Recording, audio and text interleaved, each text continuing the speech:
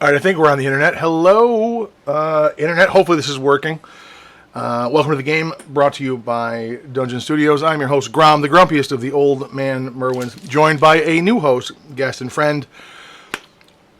Already forgot the name. I'm 5 seconds into it.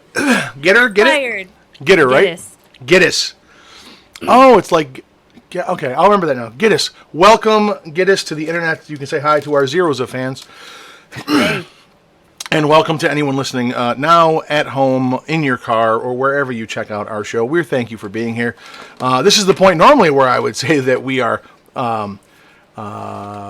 terrible, but that's not corporate approved anymore. So I'm going to say we're the most mediocre people on the internet at the moment. And tonight's calamity, just from top to bottom, is exactly what we've come to expect of the show. So we're super late starting, but we're here. So that's awesome. Sorry, folks. That's okay. The people listening in podcast form will not have any clue we were late, except that we said we were. But they'll still get the show whenever they want it. And that's the beauty of podcasts. We can just cut that out in post, right? Yeah, sure. We'll just cut out the fact that we're terrible at everything. It's good.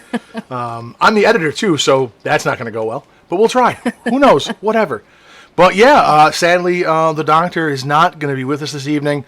I normally open the show with some terrible joke regarding his name. I think I had a good one for this week, but we will let that lie since he is not here. But going forward, the plan is to have the three of us as much as possible doing the show. Apparently, Doc and I are old and boring, so we've brought you along.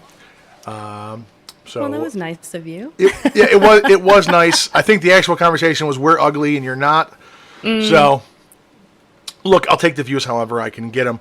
But actually, I digress and make a bunch of bad jokes, but no, you have picked up a bunch of stuff with Dungeon Studios. I remember our first experience was you offering to grammar Nazi for someone, and it was amazing. I am definitely not good at that, so having someone who can do those things is a wonderful resource. And everything I've interacted with you on so far has been wonderful, so I'm happy to have you. And Thank you. I think that you will be far more interesting than the Doc. We can kick him to the curb as soon as possible. I'm happy to be here. Yeah. That being said, let's get on with the show. We're going to make a few changes for this evening in particular, but in the long run, shuffling some stuff around.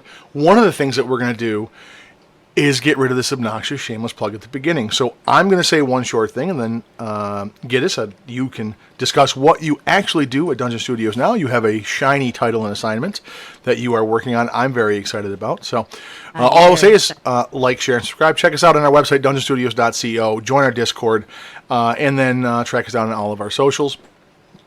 And Giddis, you are working on a particular project for Dungeon Studios. Why don't you plug that for everyone? I am. So I have taken over the Enron Chronicles. It is a webzine, supposed to be monthly, hoping to get back to that, but taking it over, and basically it includes free playtest materials, monster item, potion or spell. You've got a little short story in there, some plugs leading to some of our adventures. Usually a lot of the stuff in there kind of ties to the adventure that we're plugging. And it's been a lot of fun working on it because as much as I love writing, that was really a new experience for me. And it kind of tapped into a lot of different creative aspects, formatting and design, and where does this go, and what do I write about that ties into this, so that everything kind of pulls you to the stuff that we're putting out, which is fantastic because you guys have so many things out there that I just want to tell everyone about. Wonderful. So. My favorite thing about these kind of projects is we get to yell at people. That's the thing I enjoy the most. But no, wonderful. And I've seen, like I said, we've had conversations about potential short stories. We talked about some of the adventures and things in there.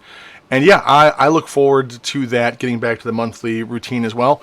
I don't know what your vintage is, and I think it's poor form to bring that question up to start. We'll get to that later.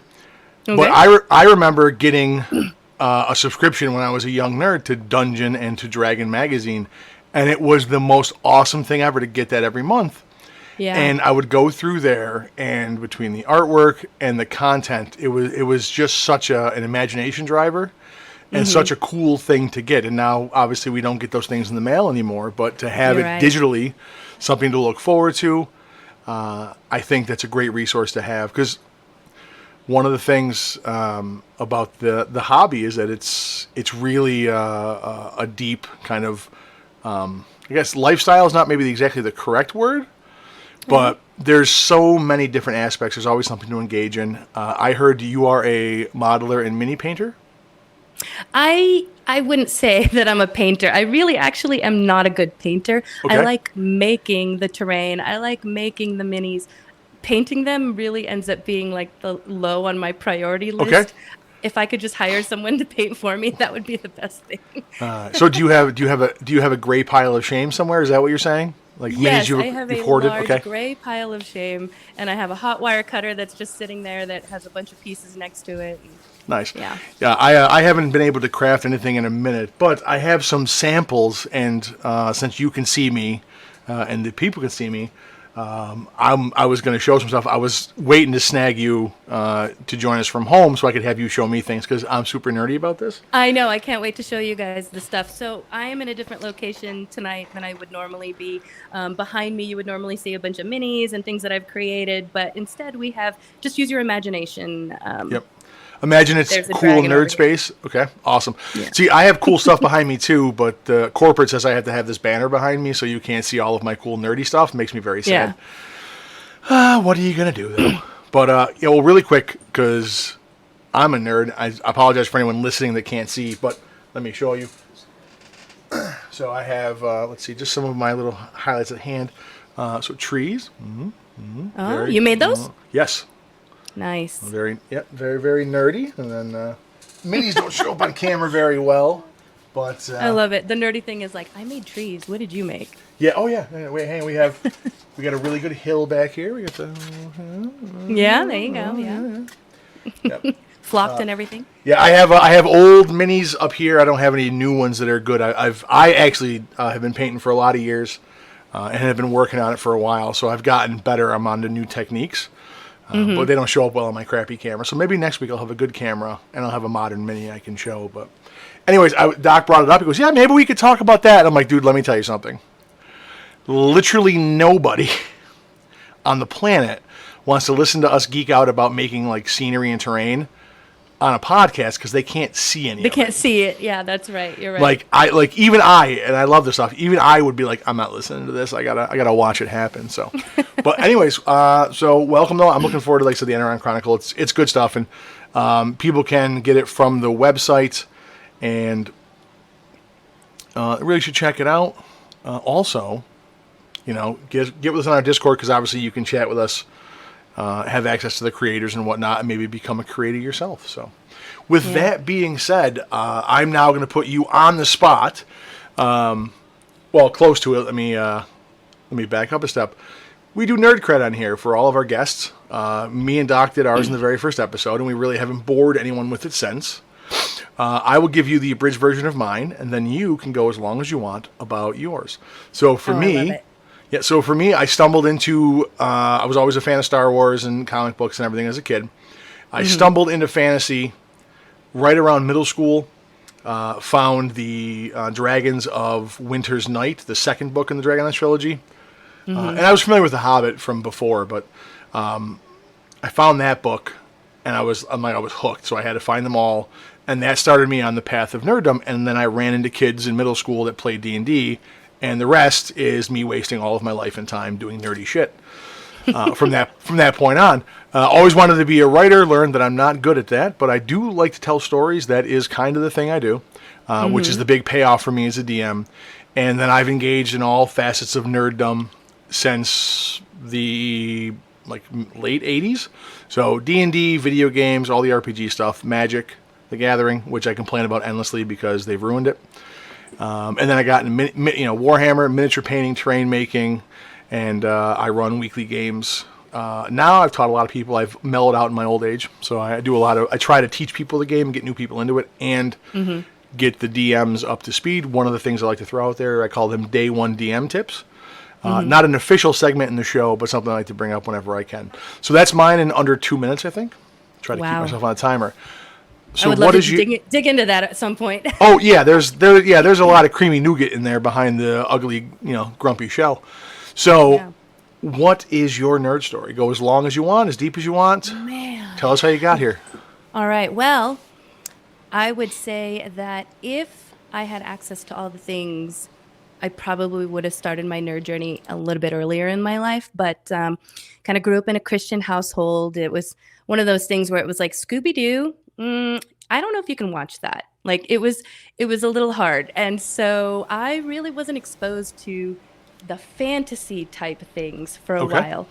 But I loved math and I loved science. And I would say if I really dug down, that's where it started because I would go to the library and I would check out a math textbook in the summer for fun because I wanted to do the math problems. That's how nerdy. I loved math. I loved the numbers. I loved the logic and things worked. And so it kind of, I feel like that's the infancy of it, right? Okay. Had a Nintendo, played every weekend, Super Mario, you're doing the same thing over and over again and dying in the same spot and just pick up where you left off and do it all So over again. were you allowed to get like fantasy games on the Nintendo, or was that strictly monitored as well?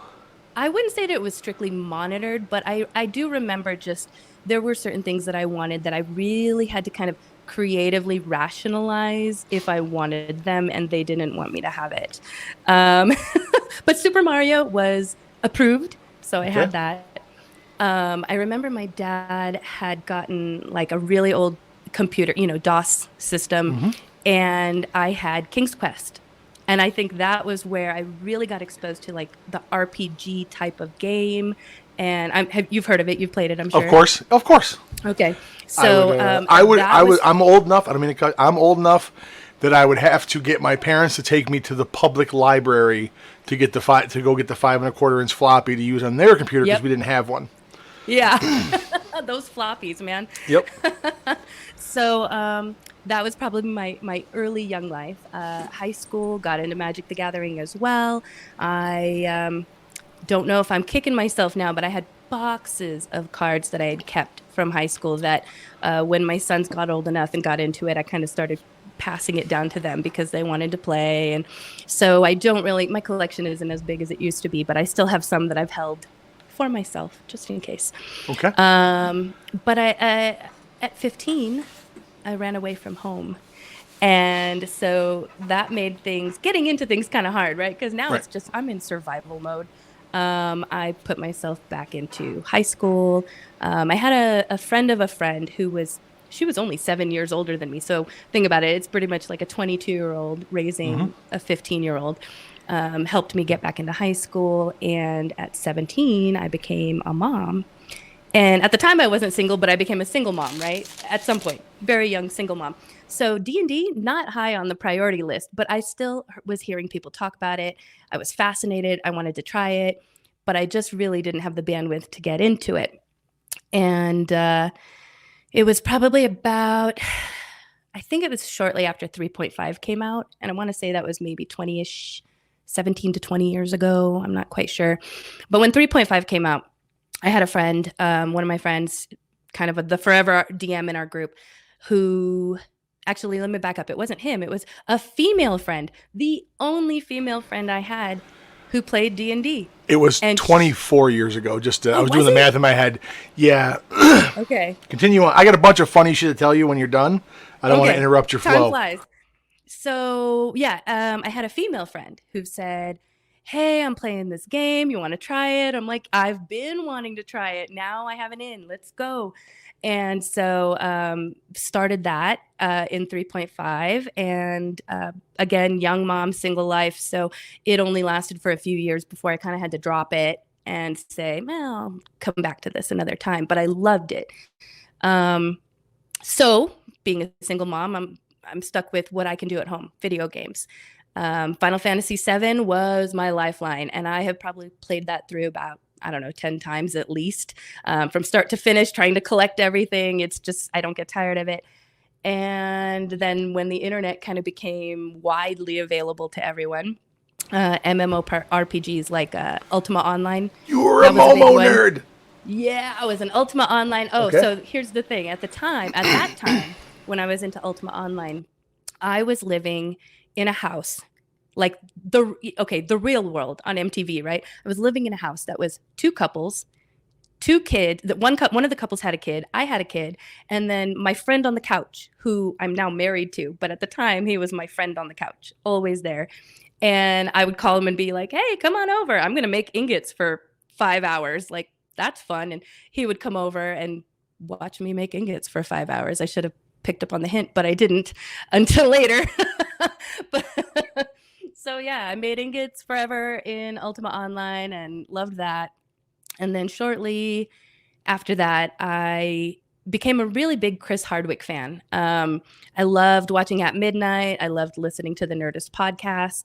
And when I fangirl over anything, I don't want to say I'm obsessive, kind of obsessive though.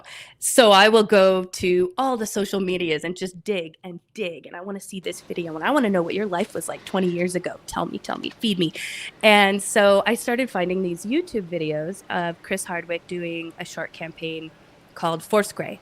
And I don't know if you've seen that, but that was Matt Mercer, I think, that DM'd that. And so he was playing, Chris Hardwick was a player. And so I watched that, shared it with my friends. My forever DM happened to be one of those friends. And we got to talking about it. And it kind of sparked this interest of, we need to start another campaign. Let's do it. So he started another campaign. I was able to play again regularly. And I think that's been going on since 2016, I think. Don't quote me. Same character, same campaign, or just Same with that character, group playing same games? Campaign. Really? Same group. Yeah, since at least about 2016. And it's been wonderful. We still play. It's about once a month though, because grown-ups and lives and stuff. But really fun. And from Force Grey, because I saw Matt Mercer, that led me to Critical Role and watching not just Critical Role, but okay. So Matt Mercer, 6-year-long campaign, same group. I'm intrigued because I play with a bunch of psychopaths. Nothing ever lasts that long without a fist fight. All right. Continue on. Yes. So just being able to watch other streams on YouTube, on Twitch, when you've played with one group for that long, and that's basically all you've ever been exposed to, I just I didn't really know that there were other ways to run a game, that there were other ways to be a player. I wasn't exposed to it. So now that I'd seen all that, I really understood a little bit more about role playing. I'm like a type A personality. I like lists and rules and I follow the rules. And so when your DM says, here's your character, what would your character do? I'm thinking, okay, well, here's my character. I have a set of abilities. Everybody else has a set of abilities. We have an objective. That's it. Didn't really think about role playing until I started seeing it. And I'm also a visual learner too. So when I see it, that's when I absorb it the most. So I go, oh my gosh, I can actually have a personality. I didn't realize that. Even though someone says you can, didn't really think it through. Asking, can I do this? Like never really came to my mind. I just, if you don't tell me I can do it, I'm just not going to do it. So it just really opened my mind to being able to, I think I could DM because the rules could be kind of anything as long as you're, familiar with what you're doing, know, what you have set up.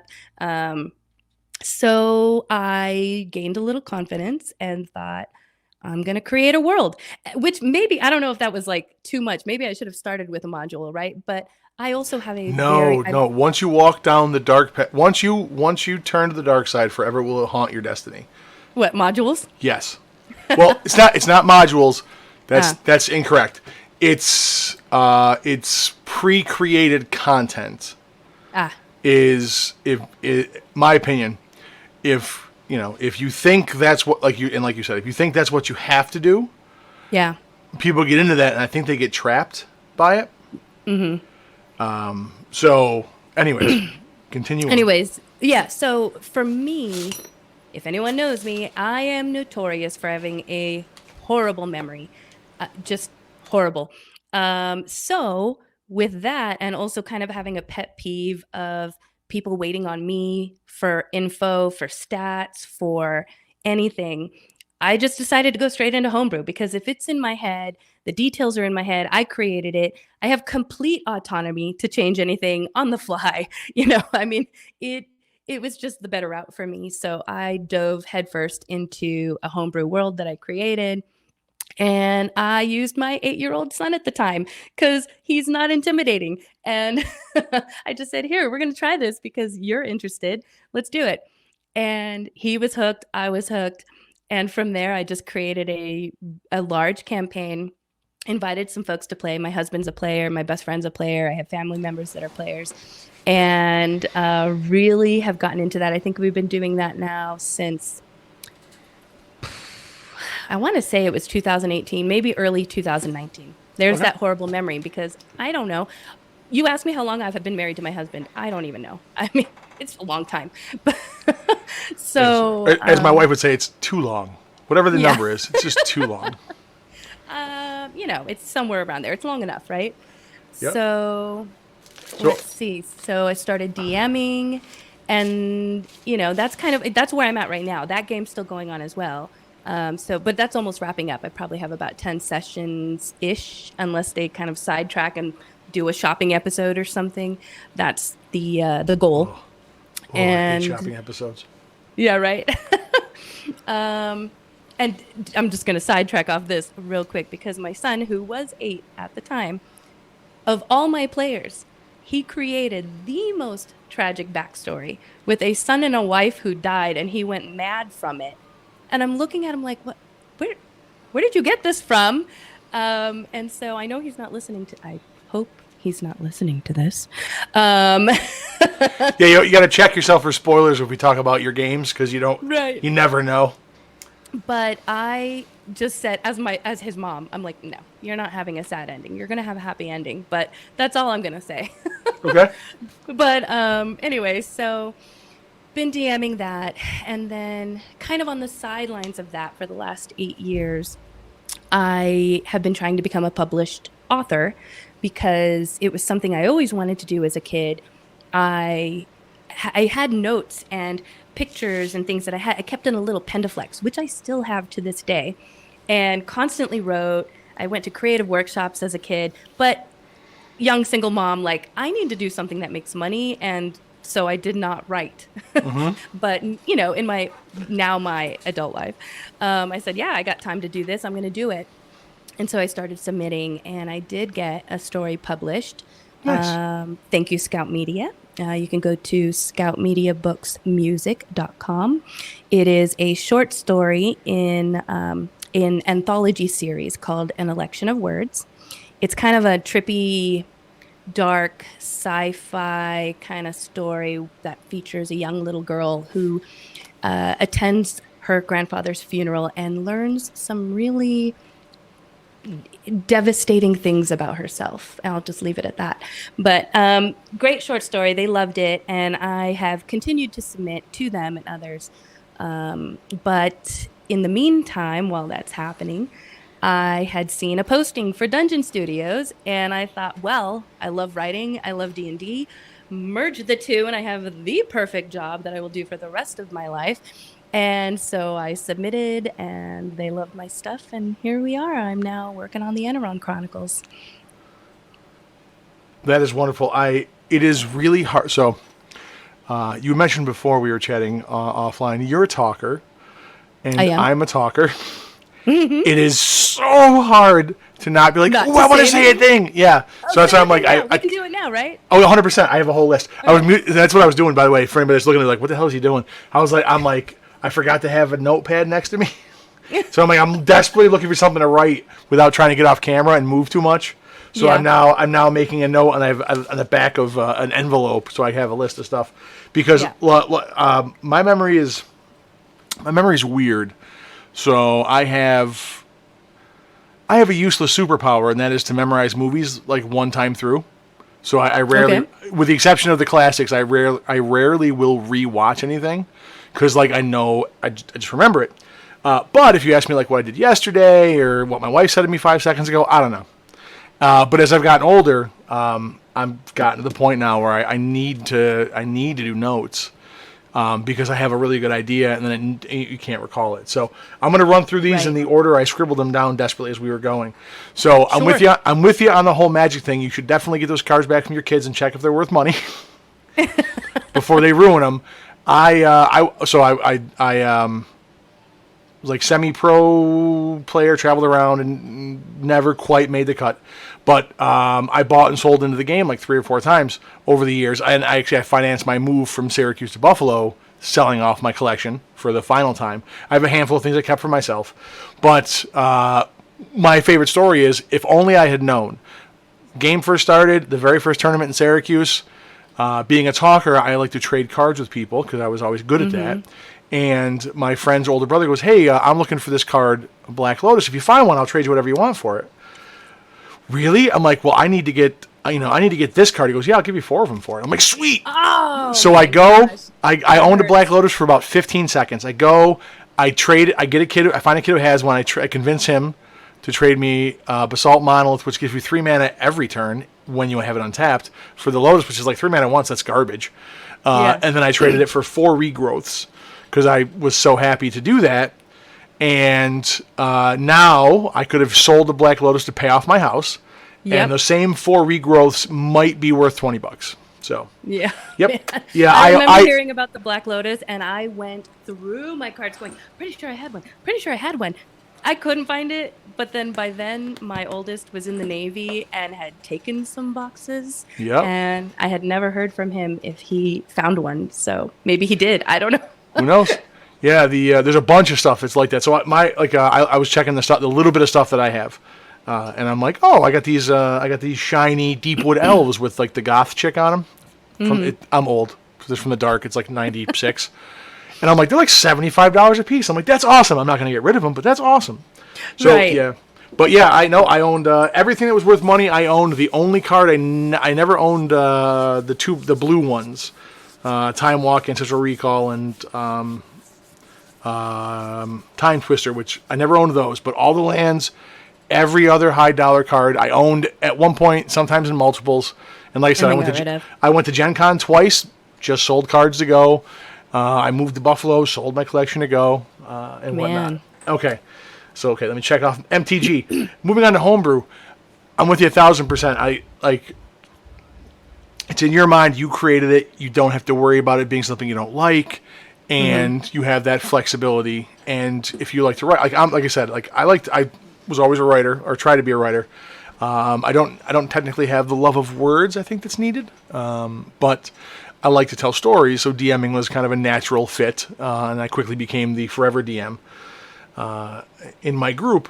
And I had to do the homebrew thing because the modules that were out weren't good. They're for a certain style of play, coming, and I'm old, so they're coming. This was in the late '80s, '90s.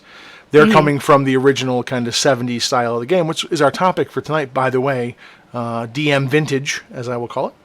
I see. Yes. So, but they were for that kind of style, and I, like you, had started out thinking the game had to be this set of rules, right?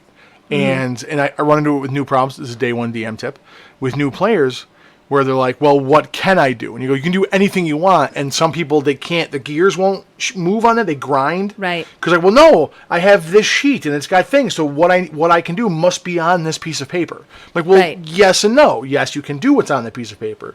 But you can literally do anything you want, and we'll just figure that shit out. Right. And then over the years, as I've got, as I found that I was also a math nerd, I didn't think I was when I was younger, because I was going to be a writer. Who needs math when you're a writer?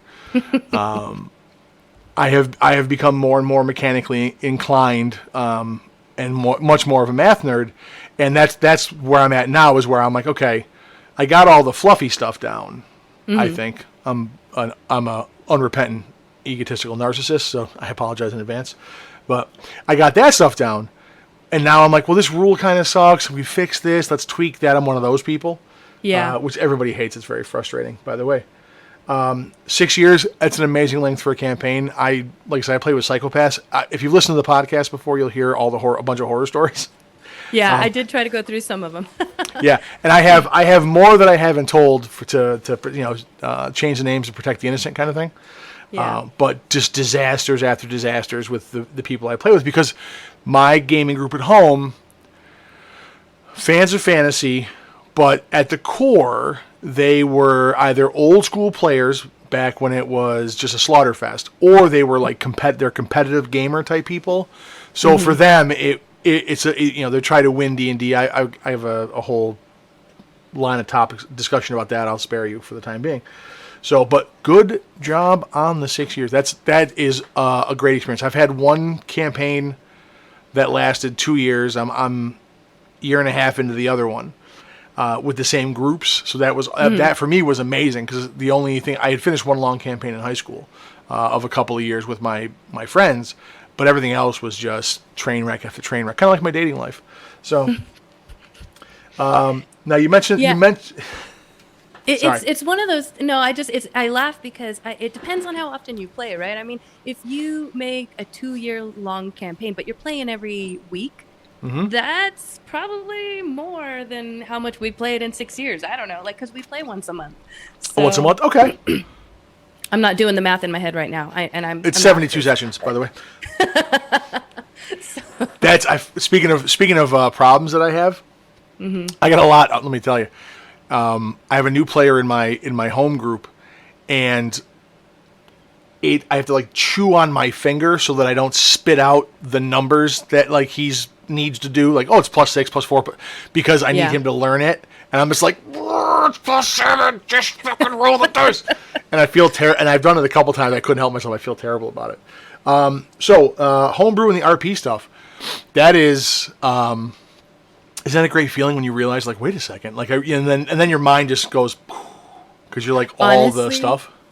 It has been such a wild ride, and with that game in particular, we ended up adding somebody mid-campaign, and it was a brand new person to almost everybody. It was one of our friends' friends. He brought him in, right? So he's brand new to all of us except for that one guy. We've all been friends for years. We're very comfortable with each other. We've been playing together for a long time. And here comes this new guy. And I'm like, well, we're giving him a try. We'll see. He's here for 1 or 2 sessions. And then if we like him, he can stay.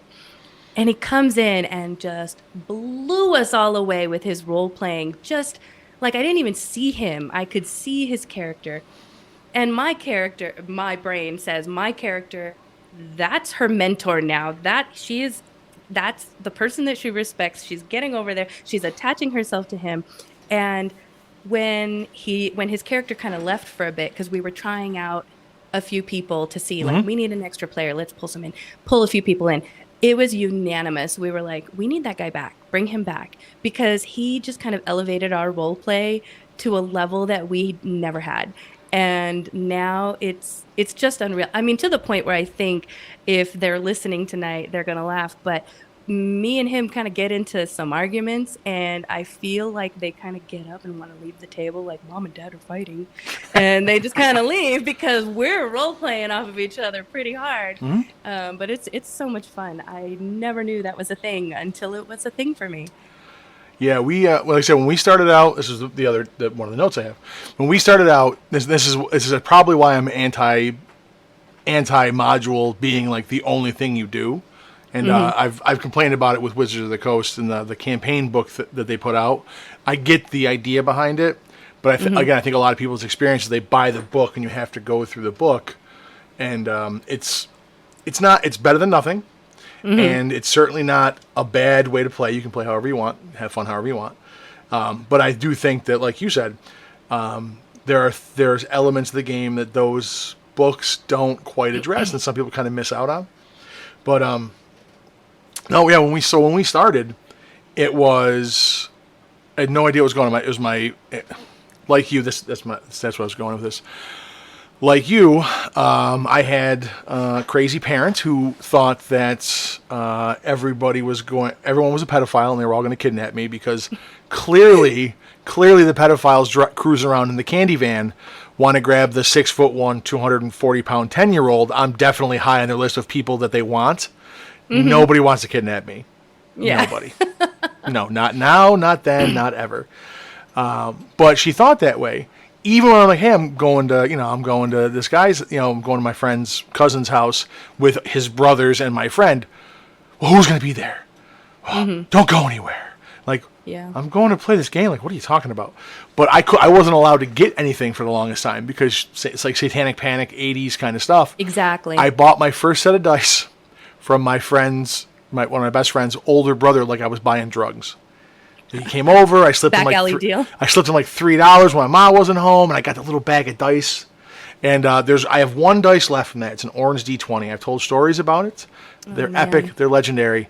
My friend Jamie stole it from me because I murdered his character with it, and he now has that. He's had it for 20 years. I'm never getting it Okay, back. so you know where it is. You Yes. just don't. You're not in possession of it. No, I thought I had lost it in a move or whatever, and then like I think it was 4 or 5 years afterwards. I go, man, remember that game where I killed you with the orange D20? He goes, oh yeah. I go, man, I wish I hadn't lost it. He goes, oh, you didn't lose it. He goes, I have it. I go, can I have it back? He goes, no. We're late 40. I'm past the midpoint of 40. I'll be 46 this year, and he stole it when we were in our 20s, and I will never get it back. So. Man. Yep. But yeah, when we first started though, the people running the game, my friend's brother and everything, he kind of had his own thing, but the other guys that ran games just bought modules, and those games were awful. And it might have been the DM's fault, it might have been the material's fault, it might have been lack of preparation, whatever. But the stuff that his brother did that was off the top of his head was always way more interesting. So Yeah. I just kind of developed that aversion to it. And when I became a DM, I'm like, you know what, man? Like, I'm creative. I don't need that. And I just full bore from the beginning of time. I've ran a few modules here and there, but never my thing. But no, Yeah. it's great though when you get that. I definitely use. I'll go through the materials and I'll read through them if I need. I don't know, some inspiration. It's not really inspiration. It's more like I need a monster for this area and kind of browsing and getting some ideas. But I hardly ever really stick to it. It's kind of the shell. I take the shell. Yeah. And then I just kind of put in what I need because I'm not going to look at the stat block anyway half the time. So. Oh, I love it. Yeah, no, that's the thing. So I think I'm with you. I think modules are good. It depends on your group and the time you have. So if you want to run the game and I talk about the consumer versus creative as a spectrum, right? If you have to run a game or you want to run the game, but you're not on the creative end of it, or you just don't have time for it, which is really what gets a lot of people. They don't have time to build all that stuff. Then that game is better than no game.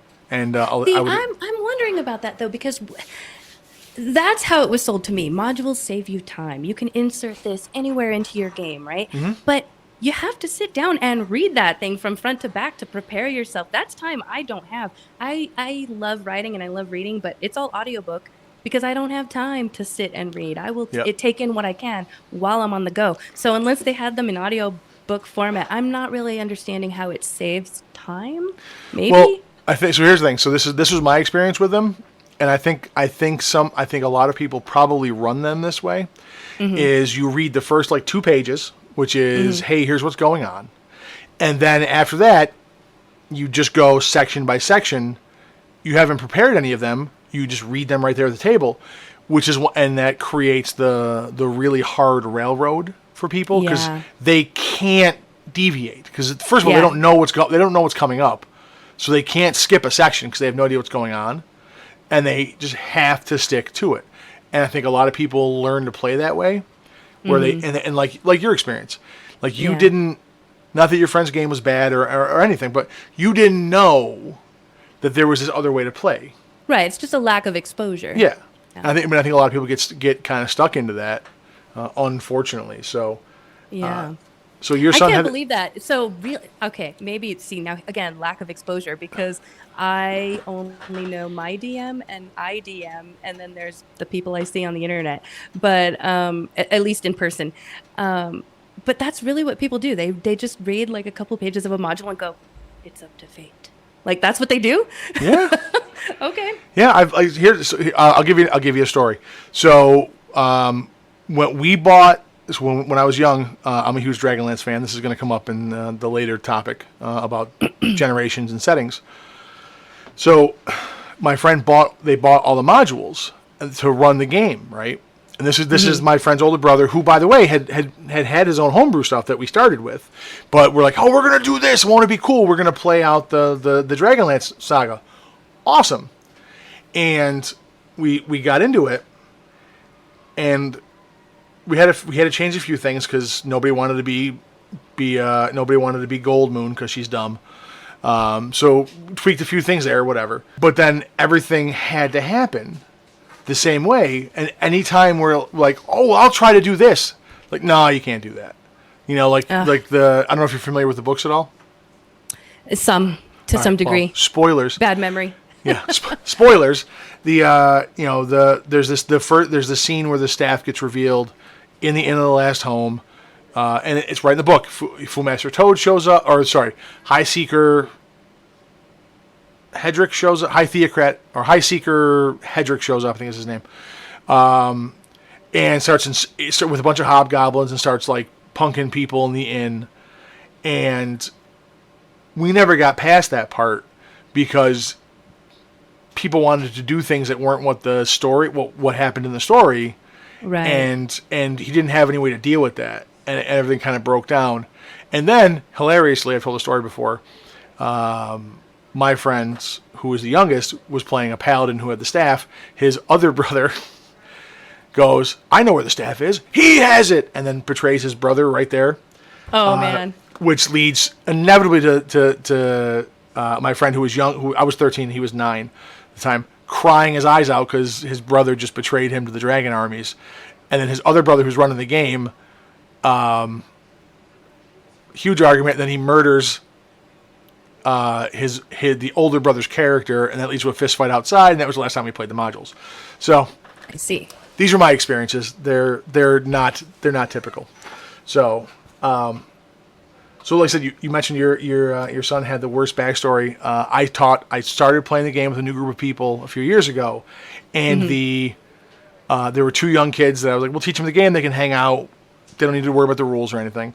And we were getting backstories, and I go to the one kid, and mind you, mom and dad are married, nice home, job, stable, small town, and he goes, like, I'm an elf, and I got a huge scar because my parents beat me mercilessly and wrecked my face, and then my dad murdered my mom, and I'm going to murder my dad. And I'm like, holy God, dude, that's dark as shit. And his mom and dad are sitting there going, that's really creative.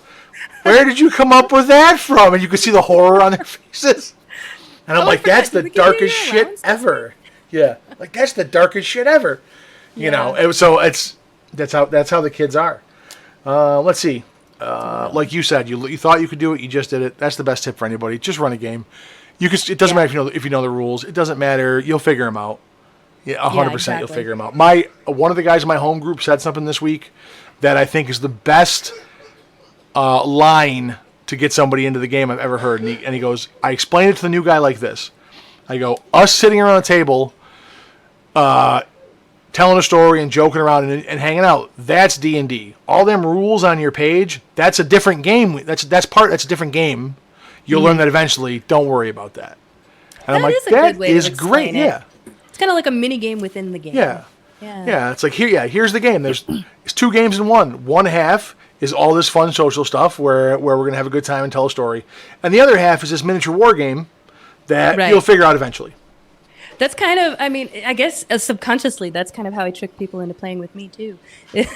Is I just say, you know what, create your character, kind of have a vision for what you want to do, your story, and then all this other stuff. Like once you get to the table, we'll just do that as we get there. Like I just don't want to over inundate people with details and and this and this. And I remember that. But don't leave me.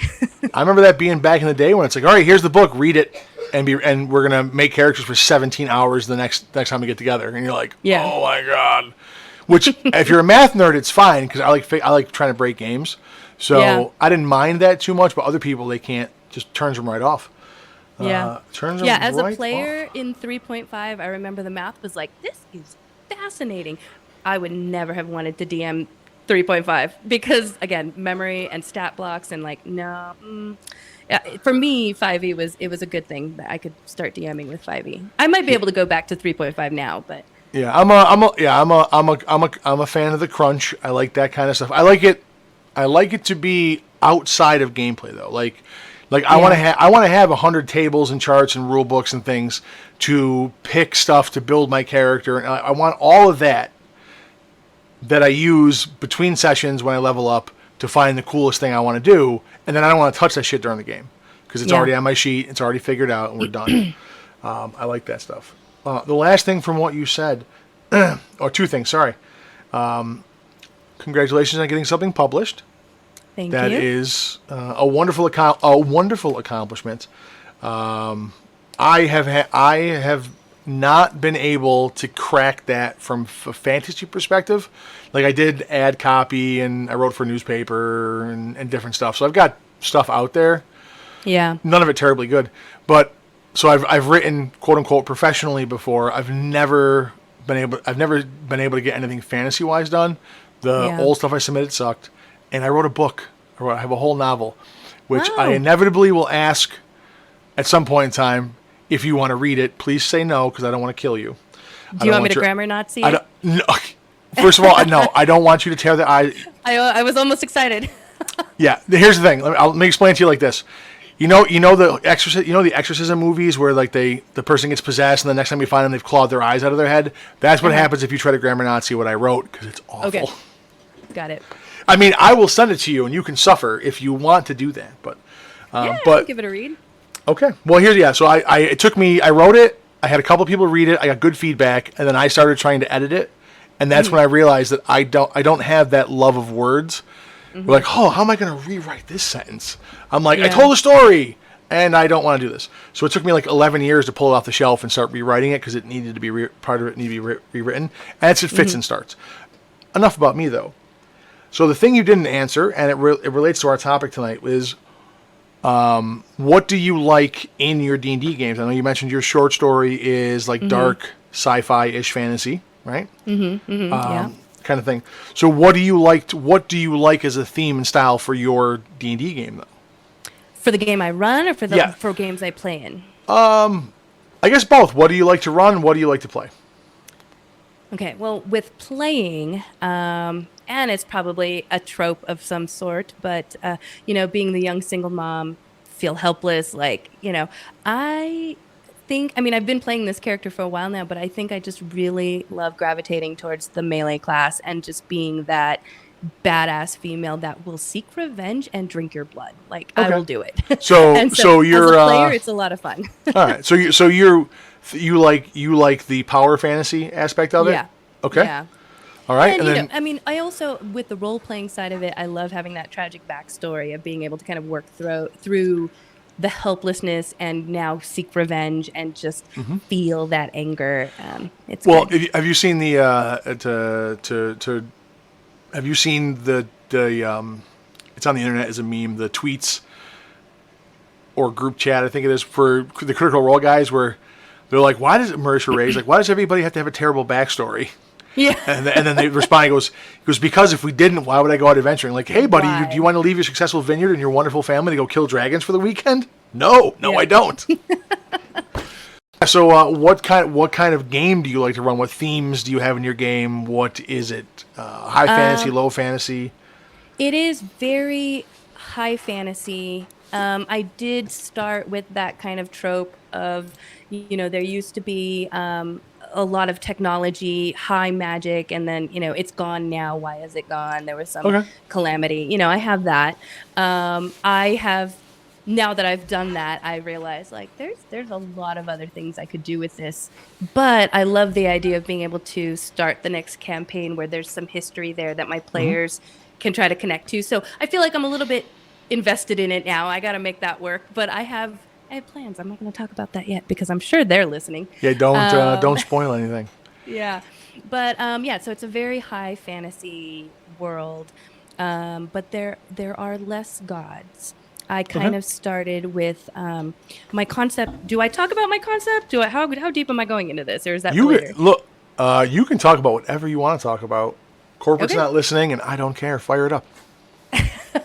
So, my world, I kind of wanted the material plane to have their heaven and hell be the Fae and the Shadow Realm, right? That's the Okay. closest planes. That's their version of heaven and hell. They don't have any concept of any of the other planes. They don't have any concept of any other gods. It's just that, and it kind of starts there. There's previous history that's gone that they're learning, that they're finding out, and there are other gods now that have come to light since the calamity. But that's where it started. Was you've got the material plane, you've got the Fae, you've got the Shadow Realm, and so with that, there is, I think in my world, what I wanted to do was this calamity that had happened really kind of created a melting pot. I really didn't want there to be, here's an elven city. Now you're going to find a gnome city. Now you're going to find the dwarven city. Like every city to some degree is a melting pot. Now there are more dwarves in one location than the other. There's more dragonborn in one location than the other. But literally everywhere is a melting pot. And that in itself is a curiosity because I'm like, well, why is that? Like, and well, you got to go in the world and find out. So people think that's a curiosity. See, we can get super in the weeds on this because I love talking about this shit. So I'm like you. I needed to have my own. I always say cosmology. I think that's the wrong word. But my own theology, my own creation myth, and the gods work a certain way. So I built a system about how they operate. For me, it's the mother of life is the first god, and then the confluence of ideas or events creates all the other ones. So if there's life, you have to have death. Once you have death and life, the endless creator, the endless consumer, then you have some amount of time between the beginning and the end of all things, which is then births time. And then once you've created the world, you have light, and if you have light, you must have darkness. Those are the first 5 gods, the pentarchy. Okay. Right? And then all of the other gods spring. So when you create people, when you create people, and one of them inevitably gets mad and kills another one, then the god of murder is born, which leads to vengeance, then conflict and strife and war. And anywhere there's a confluence of these ideas, either spawns an aspect of or creates a whole new deity. Right? Wow. I do that for two. I did it for 2 reasons. One, I liked it, but 2, I let my players, when they play, if they play, I call them faithful in my game. I go, okay, you tell me the kind of ethos you want to follow and the kind of mechanical stuff you'd like to be able to do in the game, and what you would like your character to be dedicated to doing, and I will create a god for you if there isn't already one in existence. And that system allows me to do that because they go, just give me the idea. Love, joy, hate, anger, revenge, drugs. I have a god for drugs. It's awesome. Baz Barasmus, the Lord of Revels, a little halfling god. Who's the god of drug dealers. I love it in the game. I created that for a friend of mine. But, so I have all the stock standard stuff, but I have all these weird, wacky niche ones that people have asked about and wanted to embody. So that's why I did it that way. So that's awesome. And then obviously, you have the heaven and hell is different. And then like you, when I was younger, because I started running games when I was in high school. And not to shit on anybody. I'm not trying to pick on anyone for how you run the game or what you build. That idea, the highly segregated kind of world, feels a lot like high school level creative writing. It's a world without nuance. It's a world that is very by the numbers, and a lot of old fantasy writings were like that, where there was a couple of melting pot cities, but there's an elven nation, a dwarven, and they're all these kind of monolithic things, and that's older style writing, and some of that's good. Like I love Dragonlance, but that's how they're set up. So people, I think they learn that mold, but it's also, again, it's not a nuanced perspective of the world, which is what you get when you write games when you're a teenager, and then you get older, you realize it's different. And then for me, a big turning point. And I've talked about this before, so I'll try to keep it brief, was the realization that in our own world there may have been civilizations that rose, fallen, or forgotten about from existence. Hundreds, dozens, or hundreds, or some number of times based on calamities and whatnot. And before I had come across, it's called the Younger Dryas Impact Theory, is what it's actually is what the theory is called now. But before I came across that idea from, I think it was like Magic of Egypt, I think is like the documentary. But anyways, before I came across that idea, like I just had dungeons and ruins because you're supposed to have dungeons and ruins. And I never built the history around those. I'm like, oh, it's just a dungeon because it is type thing. It's a ruin because somebody built it recently and it got abandoned. Everything was always within the last couple of generations. Nothing was ever older. And since I came across that, and it's probably almost 20 years now, I have started to build that. Like you said, the cities are cosmopolitan, people mix. There's major and minor populations, and obviously, but there's a reason why things are there. And I love all of creating all of that so that, and this is, there was a chat in our Discord, which these are the kind of things you can get if you join us, by the way. People are like, I don't understand why you would hate a particular race in a fantasy game. And I'm like, well, let me tell you why I hate gnomes. And I fired off a bunch of stuff about that. But it's, you know, they're having that conversation about it. And for me, the main reason I don't like gnomes is that the modern iteration, where they're like 2.5 feet tall garden gnomes running around with broadswords attacking ogres, that is immersion breaking for me. It ruins the verisimilitude, I think is the word, of the world for me, because if I let you play a gnome like that, I have to then hand wave a bunch of logical stuff, and I can't stand doing that. It drives me nuts. That's why I hate them. You're maybe with a short sword, maybe, you know. Maybe, right, yeah. Yeah. But no, so like you, you know, the cities are cosmopolitan. I started doing that. You're doing that. And I didn't mean to cut you off and go on a tangent, but no, that's fine. But yeah, no, that's what we're here for. yeah, 100%. But yeah, no, I'm the same thing. So now, again, if it's a spoiler, don't tell me. But I'm super interested. So you pick the Fey realm and the Shadow realm as your heaven and hell. Did there used to be, like, there are still other planes though? Oh yeah. Did something happen to make those the heaven and hell of the world right now? Have you thought that out yet? You know, I have, and. Like, it's not that they are heaven and hell, it's just that's how the material plane perceives it, because those are the planes that are closest that they have access to. And in my world, you know, instead of there being like a god and a devil, or, you know, good god, bad god, there is, I guess, a good god, bad god. We've got, you know, the queen of the lord, I can't think of the word, the goddess of the Fae and the goddess of the Shadow Realm, they're sisters. And this is not going to be world breaking because they've actually just recently delved into like almost all this history. We're, like I said, heading into the end game here, but they are sisters. And just like in, you know, Bible lore, they spent some time in the material plane, walking amongst their people, kind of experiencing things, learning about them. And there was some sibling rivalry involved with a man who worshipped one but fell in love with the other, and that caused a lot of strife and a lot of issues that literally led to kind of the end of the world. And there were planes opening up all over the world, almost shred apart because planes were just kind of converging here in the material plane. And that's probably as much as I can talk about that. I can't talk about how that issue got resolved yet, but somehow that calamity ended. And we just kind of had this brand new world where a lot of that stuff that had existed in that time was either destroyed or lost, you know, history's lost. And so they kind of start back at the beginning, but people are displaced, which is why there's a melting pot all over, you know, every city is a melting pot. And, you know, religion is a little bit wonky because due to what happened in the calamity, one of the goddesses, her name was kind of stricken from the record forever.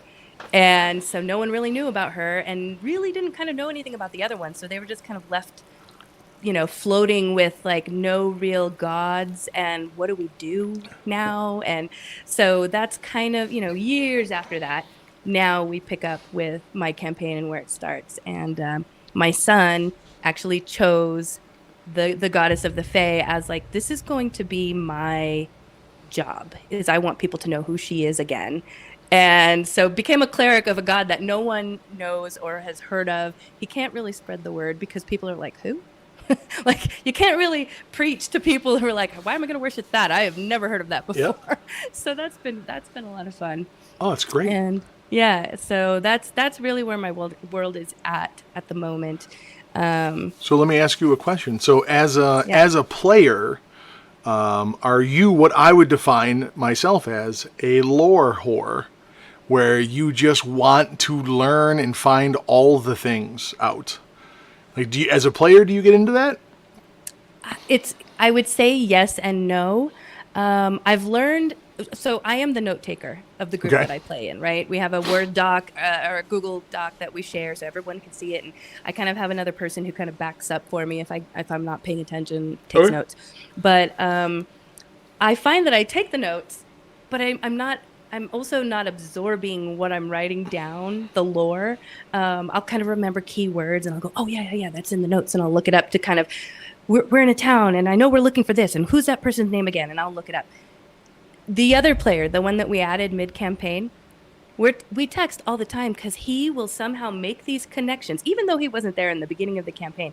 He will go, "Hey, I think this because of this, because of this," and I'm like, "That makes no sense." I go through the notes, and it's like 100 pages of notes, and I'm like, "Oh, that makes sense. How did I not pick up on that?" So I don't know that I'm a lore hound as much as I would want to be. But I Okay. am the kind of person, like, I'm a little bit of a completionist. We have a bunch of things that are kind of outstanding. And I'm like, but I want to get to that.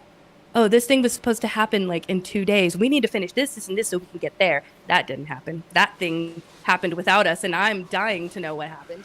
See, Um, s- I'm terrible for the DMs when so I've been asked to leave a few games, kicked out of a couple. I don't get many invites. One of the things that I know is an annoying thing is that I ask the questions. So if somebody they put something out there that, and shame on me, I guess shame on me. I know as a DM that you can't prep everything, right? There's yeah. all and not everyone is good at creating on the fly. So it's just probably a dick move of me as a player, but somebody will bring something up, and I'll have dozens of questions about it Yeah. because I'm interested in that. I like it's. I think it's cool. I like all that stuff. But B, you never know when something's going to be important when there's going to be those kind of connections. And unfortunately, not everything you ask about is ends up being relevant and isn't as well prepared. When I run games, I I probably lord dump on people too much, Yeah. but like I want I believe their characters know things they don't know, and I like to put it out there so that they know it's available, and it's a balancing act. It really is. Yeah. Yeah. All right, well, Yeah. now that we've totally gone off topic, I love it. Yeah. I mean, that so- all was spurned off of my nerd cred. Oh yeah, so- well no, and that's the thing. Like I told you before the show, if I came to a session in your game or you came and hung out in mine, and after the fact we weren't busy, I would sit around for hours shooting the shit about this kind of stuff. So, Oh yeah, me too. and I love it. But let's do some segmenty stuff right now. So, there's the shit I forgot. We're gonna get right into that. So last week we talked about games dying early. Characters, people giving up on characters, games that petered out before they got to their natural end. One of the things that I didn't really get to bring up as much as I'd wanted to was this idea of whether you fight to save it, or do you just let it go? So As I'll a pose, DM? yeah, I'll pose this question. Yeah, well, twofold. I'll pose this question to you as a DM. You're in a campaign, and for whatever reason, it's the sessions suck. People are absent a bunch. Just something has gone wrong, and you have to make the choice. Do you do something radical to save the current game and the current characters and the current storylines to keep things moving forward, or do you just let it die, no matter how good you think it could be? Yeah.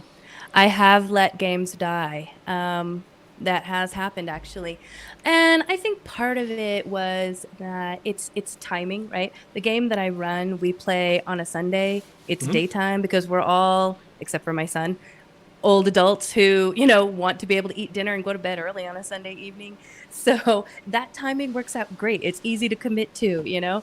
But when you play online at like 8, 9, starting 9:30 p.m. and it goes to like midnight, 1 a.m. Hmm. and you got to work the next day and in this stage of our lives. Like my kids are older because I started young, but everyone else my age now has kids that are like, 5, 6, 7. They're tired. They're, run after their kids after they've done 8 hours of work. And so I get it. I wouldn't want to be up until 1 a.m. But, I was running this game and there was a lot of passion behind it. They were so ready to just, we're going to try to make this work. We're going to try to make this work. But after I think the last month of it, it just felt like I was really just trying to like do CPR to keep it Yeah. going. And I just kind of had to let it go. And I had to have a conversation with them and say, like, I know you guys want to do this. I want to do this, but it's not happening. Like, and I am real enough to know that this is CPR and Yeah. it's not working. So, kind of dropped it. And I did say, maybe we'll come back to this at a future time when everyone's schedules are better or something. But it hasn't really happened. And that might be partly my fault because I haven't really reached out again and said, hey, we can do this. I've picked up some things, so my time is a little bit not as Yeah. open as it used to be. But No, I got you. No, so I've gone both ways. I've tried to save games, and it never works out. I've never yeah. had I've never had one fire back to life and everything's amazing. I mean, I've had long running. I've had low points in campaigns, but never where I'm like, I don't know this. We should keep doing this. Yeah. And but I have had one, and it was painful to do. But I had one that I'm like, I just cut it off at a certain point. I'm like, we're done. I can't anymore. For me, it just like you, it wasn't a matter of interest. Well, Hmm. sorry, let me rephrase that. I don't think it was 100% a matter of interest. I think, and this is one of the things I didn't talk about last week as much as I wanted to, because we were all over the place last week.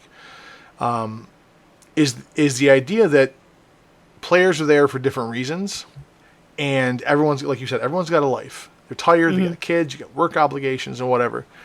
And what happened in my game is that the players, for whatever reason, the game was not their top priority while playing it. Yeah. And so in and so the one person, it was family stuff. Like I work and I'm home with my kids, and I'm not gonna go seclude myself, Yeah. on a Friday night when when I haven't seen, I've been working all week.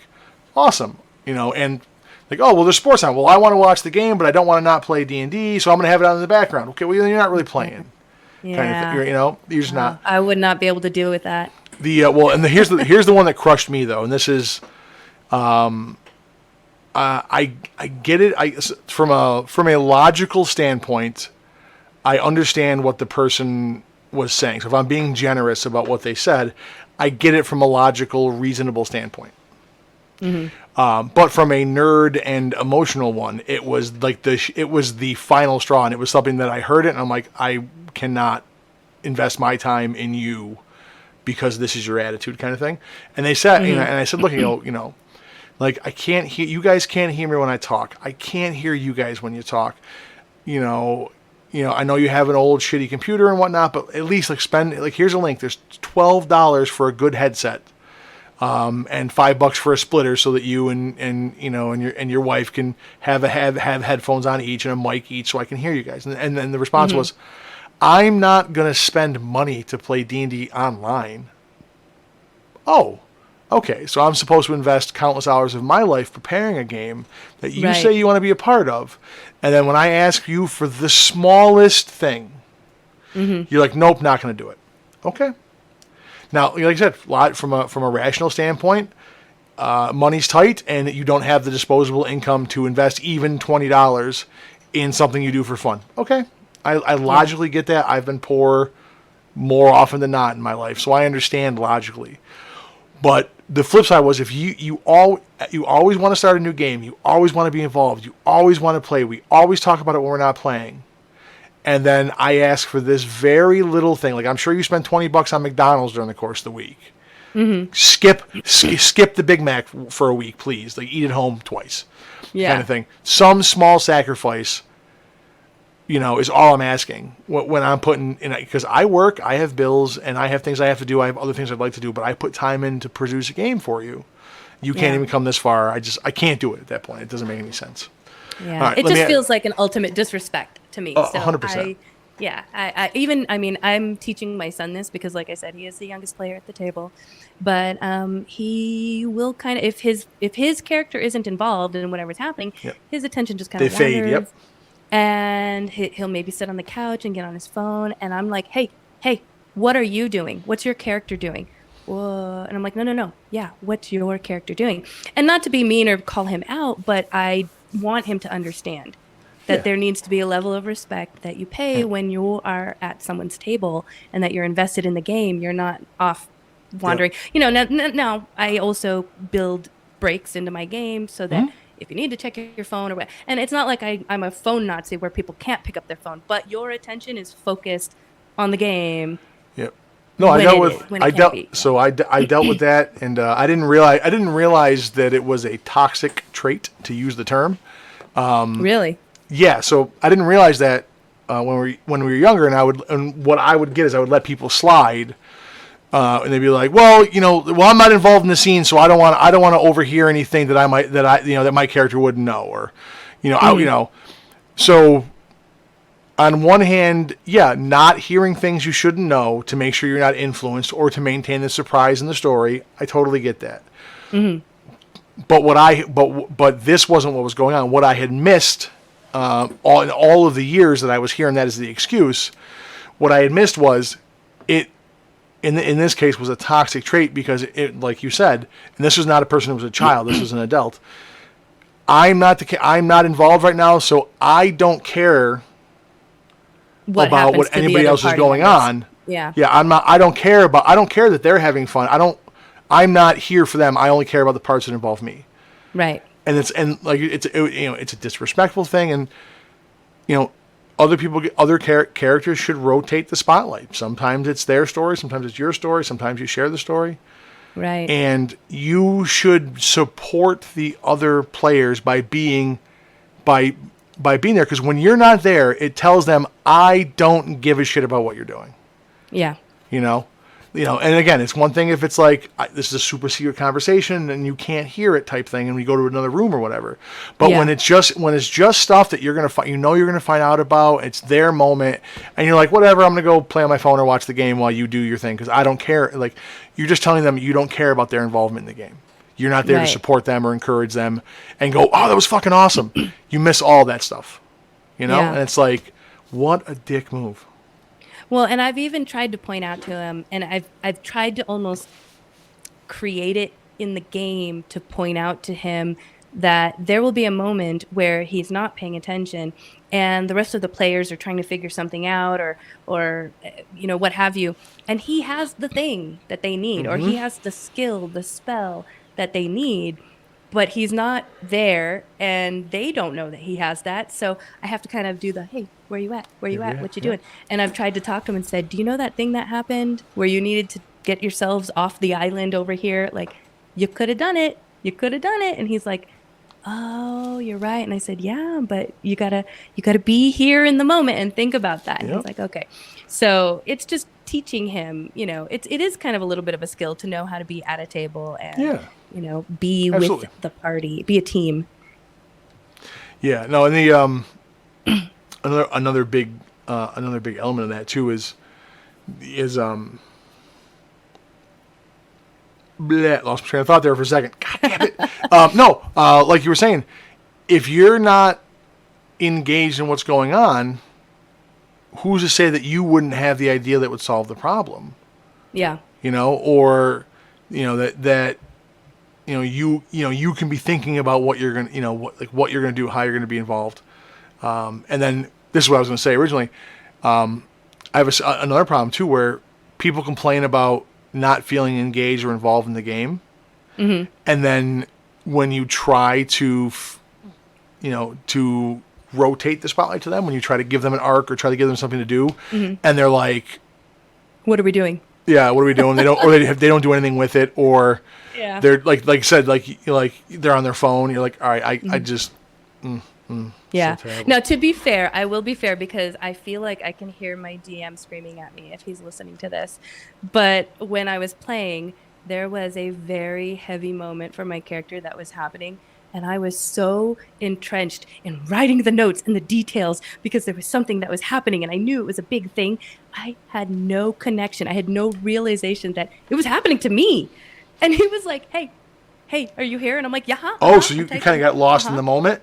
I got lost in the moment typing because I wanted to capture everything. That I was like, yeah, I'm here. Why are you calling me out? I'm here. I'm typing. What are you saying? And he's like, no, this is happening to you. Pay attention. And I was like, oh. And so, to be fair, I was there. I was trying to be respectful, but I don't know, that maybe it was just in the moment with the notes that I wasn't really absorbing what was happening. So yeah, that's a tough thing to master when you're trying to absorb the game information, but you're into the story kind of thing, and especially if people are relying on you for notes or whatever, and you're just so like into it. And I feel it's happened a couple times in my current home game, because there's players that have been around since the beginning and have characters, and there's stuff that comes up in arcs where people are new to it, and we get I got this great scene. So one of the things I have going on in my game, and actually before I tell the story, let's move on to the next section, the week in games. What do you play? How did your week go? I'll start because I'm already talking. So one of the things. So I run a weekly game. We actually got to play this week. We missed, a player was missing. The party's a mess. They got into a tussle with a necromancer, a faithful of the god Dunmahar, the god of vengeance.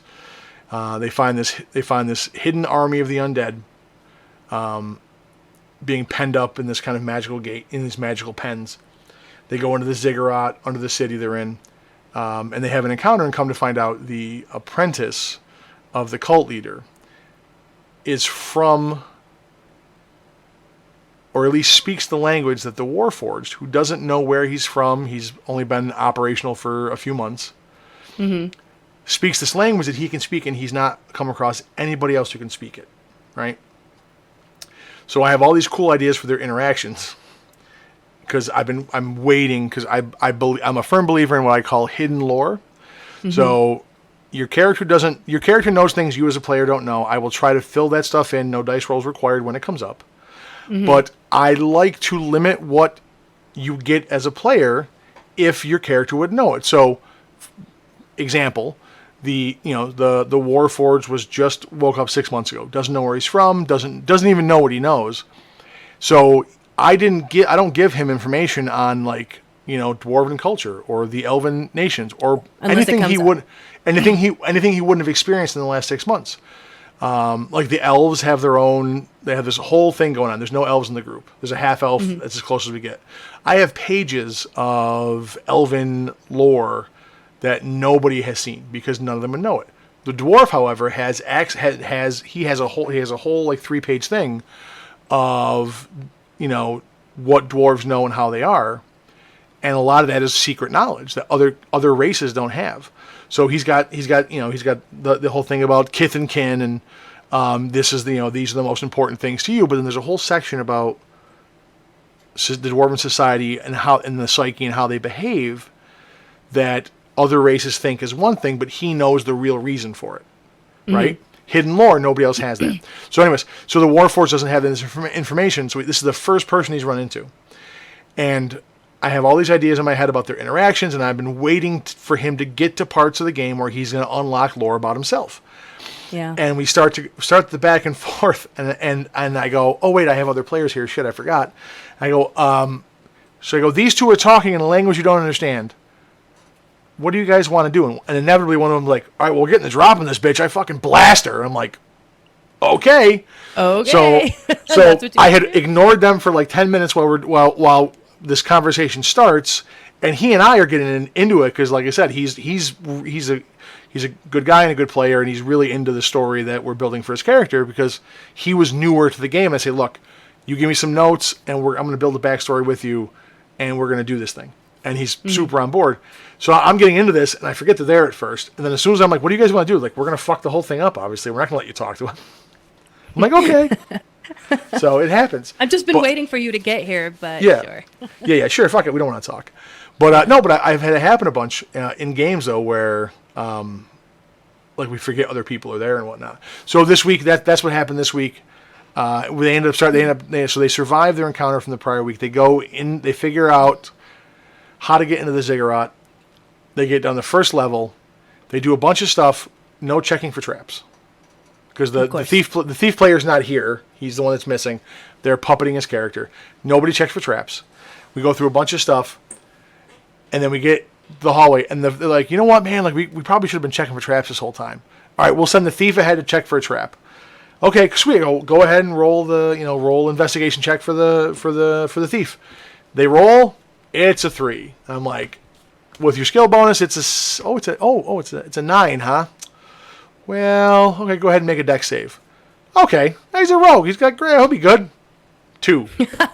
Whoops. I'm like, so what you see is this. I go, you see the rogue kind of crawl forward on all fours. He knows what he's looking for. You see, he's testing it out.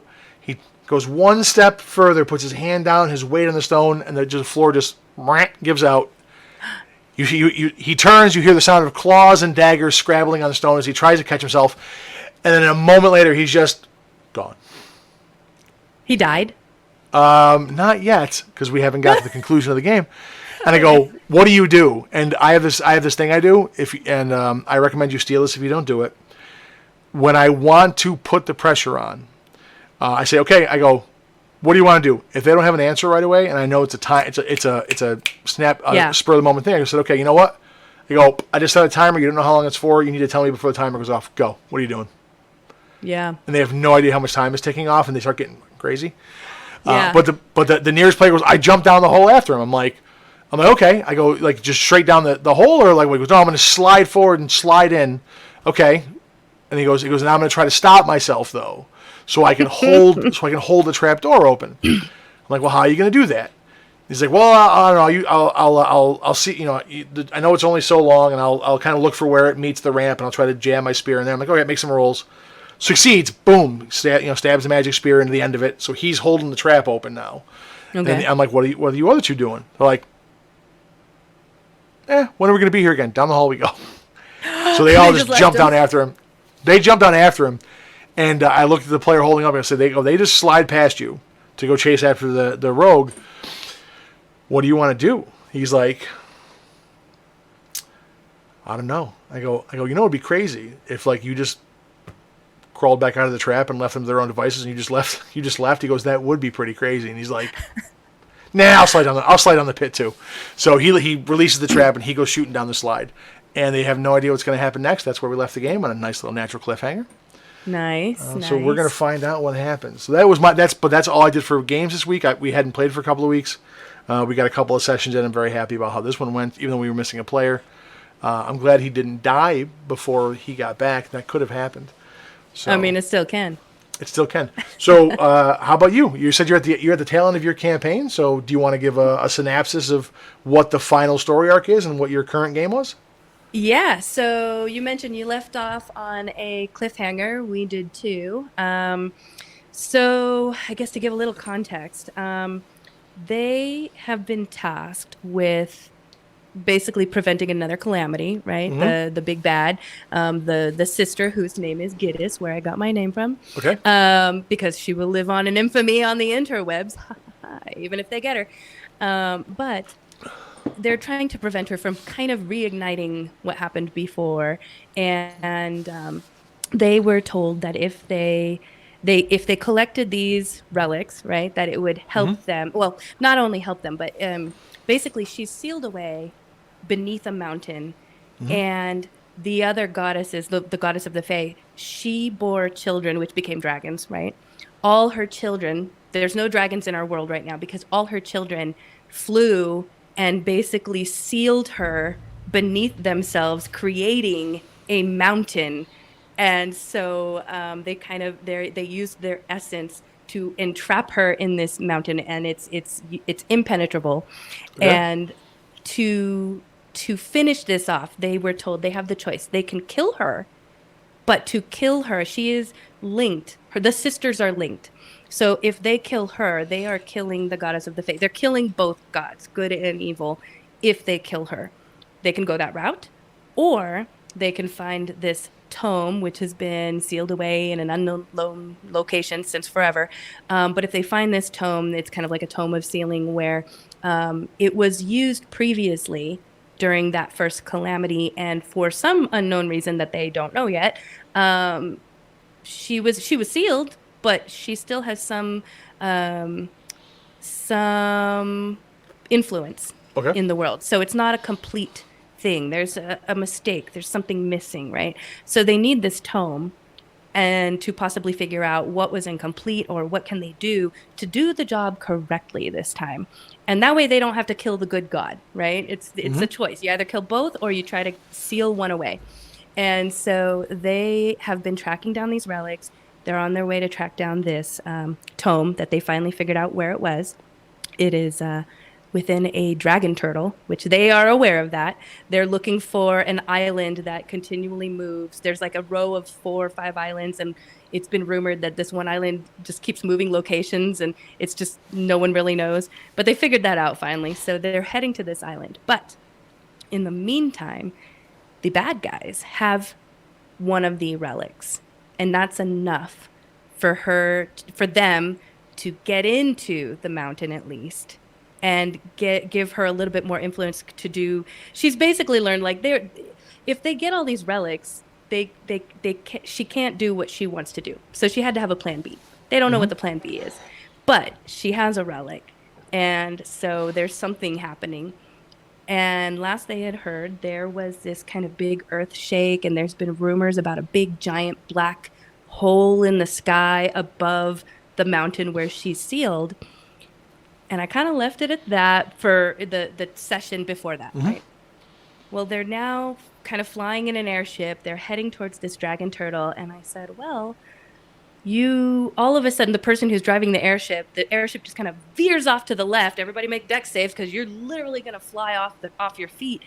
And the person who's flying the ship says, what was that? And there was just a big giant black hole portal that they kind of avoided, but not quite. And part of the ship just falls away. And it's almost like it was, what's the word I'm thinking of? When you like cauterize something, it's like a clean cut of the ship. And so now their ship is open and they're like, what was happening? And they see this humongous black dragon, which again, dragons don't exist in my world. So they're like, what is that? This humongous black dragon that is following behind them. And his breath weapon opens portals to the Shadow Realm, because that is the big bad's dragon. And that may be part of her plan B. They don't know, but he's after them. And we kind of left it at that, where they are dodging these black holes that are being opened up in front of their ship as they're trying to escape him, trying to get to the dragon turtle before he can get to them. I don't know how they're going to handle that when we start up next session, but that's where we're at mid-battle. We do that. I don't know anybody else that does that, but we do stop our games mid-battle. Oh, like a couple like rounds into the battle, or like as the battle starts? Oh, see, No. Like we will have maybe a round or two in the battle. It really depends, because we just have hard stops because people have to go home and make dinners and things like that. So we have hard stops, but I always keep track of where were we. We'll at least finish a round to make sure we know we're back at the top of the round and things like that. But I don't know anybody else who actually does that, where it's like, oh, nope, 6 o'clock, we're done. The only time that I would do that, so I'm trying to think of all my other games, if we absolutely had to stop, which has happened a couple of times over the years. Otherwise, the only time I would stop mid battle, quote unquote, is if it was a JRPG multi-phase final fight kind of thing where like Yeah. a couple of rounds, then something happens. Yeah. I would get to the something happens and then stop. Yeah. But yeah. Typically I don't do that. Mostly because I don't keep good notes and I would never remember where we were at. It'd be a train wreck. It'd be a disaster. No, sounds awesome. Thank you. Yeah. No, I like Yeah. the I like that where there's there are things missing and then you spring them on people. I love that. I love that kind of stuff. Like, oh, there's no dragons, but here you go. Yeah. Yeah. So it's been interesting watching them try to decide, well, we have to collect these because if she gets them, she can release herself. But if we want to kill her, we have to release her before we can kill her. Or we have to figure out how to seal her. Like, How to seal just her away. watching, like, the end game is all in their hands. And I just want to know, like, what are you guys doing? No, that's the best. That's the best way to do it. Yeah. Like that was one of the things when I was coming up. And then one of the reasons why I always wanted to be the one running things is that the people that I game with everything always was a fight. That was just the be all and end all of everything. Every problem was solved with a combat against somebody. And the combat and the fights were always to the death. Nobody ever ran. There was never any tactical retreats, and none of that stuff happened. Yeah. It was just line up and go until you're out of hit points, kind of thing. And we had a lot of TPKs that came up because you'd get to a point where like clearly we're not going to win, but you didn't leave. You just kept going to you're out of hit points and out of spells, and then the last person's just rolling dice, hoping for a miracle, kind of thing, and it often didn't happen. So, but all right, no, that's awesome. I would love to pick your brain about like the more of that story stuff because your world building sounds awesome. Oh, thank you. I like like I said, I could go on for hours about that. All right, well let's try to follow some format here, and I think maybe we can get into our main topic. If you're holding in there good, and we can go till about midnight, or if you need a refresher, we can just jump to the intermission really quick, get some drinks, hit the bathroom, come back in like 10 minutes. And then I just want to make the sure topic. midnight is 45 minutes from now for you. Yes. Okay, just making sure. Not midnight for you. We'd be here for a very long time. Yeah. No, I got you. So normally, quick break. Are you good? Are you gonna? I think I'm okay to go. All right, let's go then. If you need a break, we can do it. I might. Well, I may have you read ad copy for like 2 minutes while Oh, boy. at some point. Yeah. Okay. So I'm going to put you on the spot with that, but Cold read. I can do it. All right. So here's the thing. So normally we do the doctor's office on the show, which is magical Q&A, where Doc brings up an item or something from the real world. What do you know about it? And then we chat about that, and then we kind of figure out how we'd apply it in the game. Doc, unfortunately, is not with us tonight, so we are going to skip our visit to the doctor's office. Okay. Nerd news and notes. This is one of the new things that we have. So the big thing that I saw right now is that GaryCon is going on, and some celebrities are there. Joe Manganiello, you know who he is? Oh yeah. Okay. I love him. Now, do you follow his Instagram? I'm old, so Instagram is a thing for the young people. But I do keep tabs on him because having a hot nerd be the flag bearer for nerddom certainly has made my life better. Really can't help or hurt. Yeah. Yep. So he's there. Tom Morello is a guitarist for Rage Against the Machine, one of my favorite bands. He's there. I have this weird thing in my life. I've almost got to meet famous people a bunch of times, and then not. So I love Rage Against the Machine. They showed up. They had a show in Syracuse, where I'm from, and they showed up to bum around Carousel Mall for like half an hour, 45 minutes in the middle of like a Saturday before that they were in town for. And they came through and bought a bunch of bullshit from the store I worked at about 30 minutes before I came into work for the day. I was so fucking sad. I'm like, God damn it. Oh my gosh. I miss them. And then I find out years later that Tom Morello is a nerd and he plays in Joe Manganiello's home game. And the Big Show is there, pro wrestler. So. Oh, cool. Yeah. I followed wrestling. Yeah, so a whole bunch of that. So, but what I wanted to bring up, which makes I think this newsworthy, is do you know that there is a huge kerfuffle between Wizards of the Coast and Luke Gygax, who was the son of Gary Gygax. Are you familiar with any of this? You're going to take away my nerd flag if I say no because I was on vacation last No, week? no, not no. Here's the thing, not at all, because this is it's a confluence of politics and wokeism and gaming and the we'll say the corporate tactics of Wizards of the Coast. It's a big pile.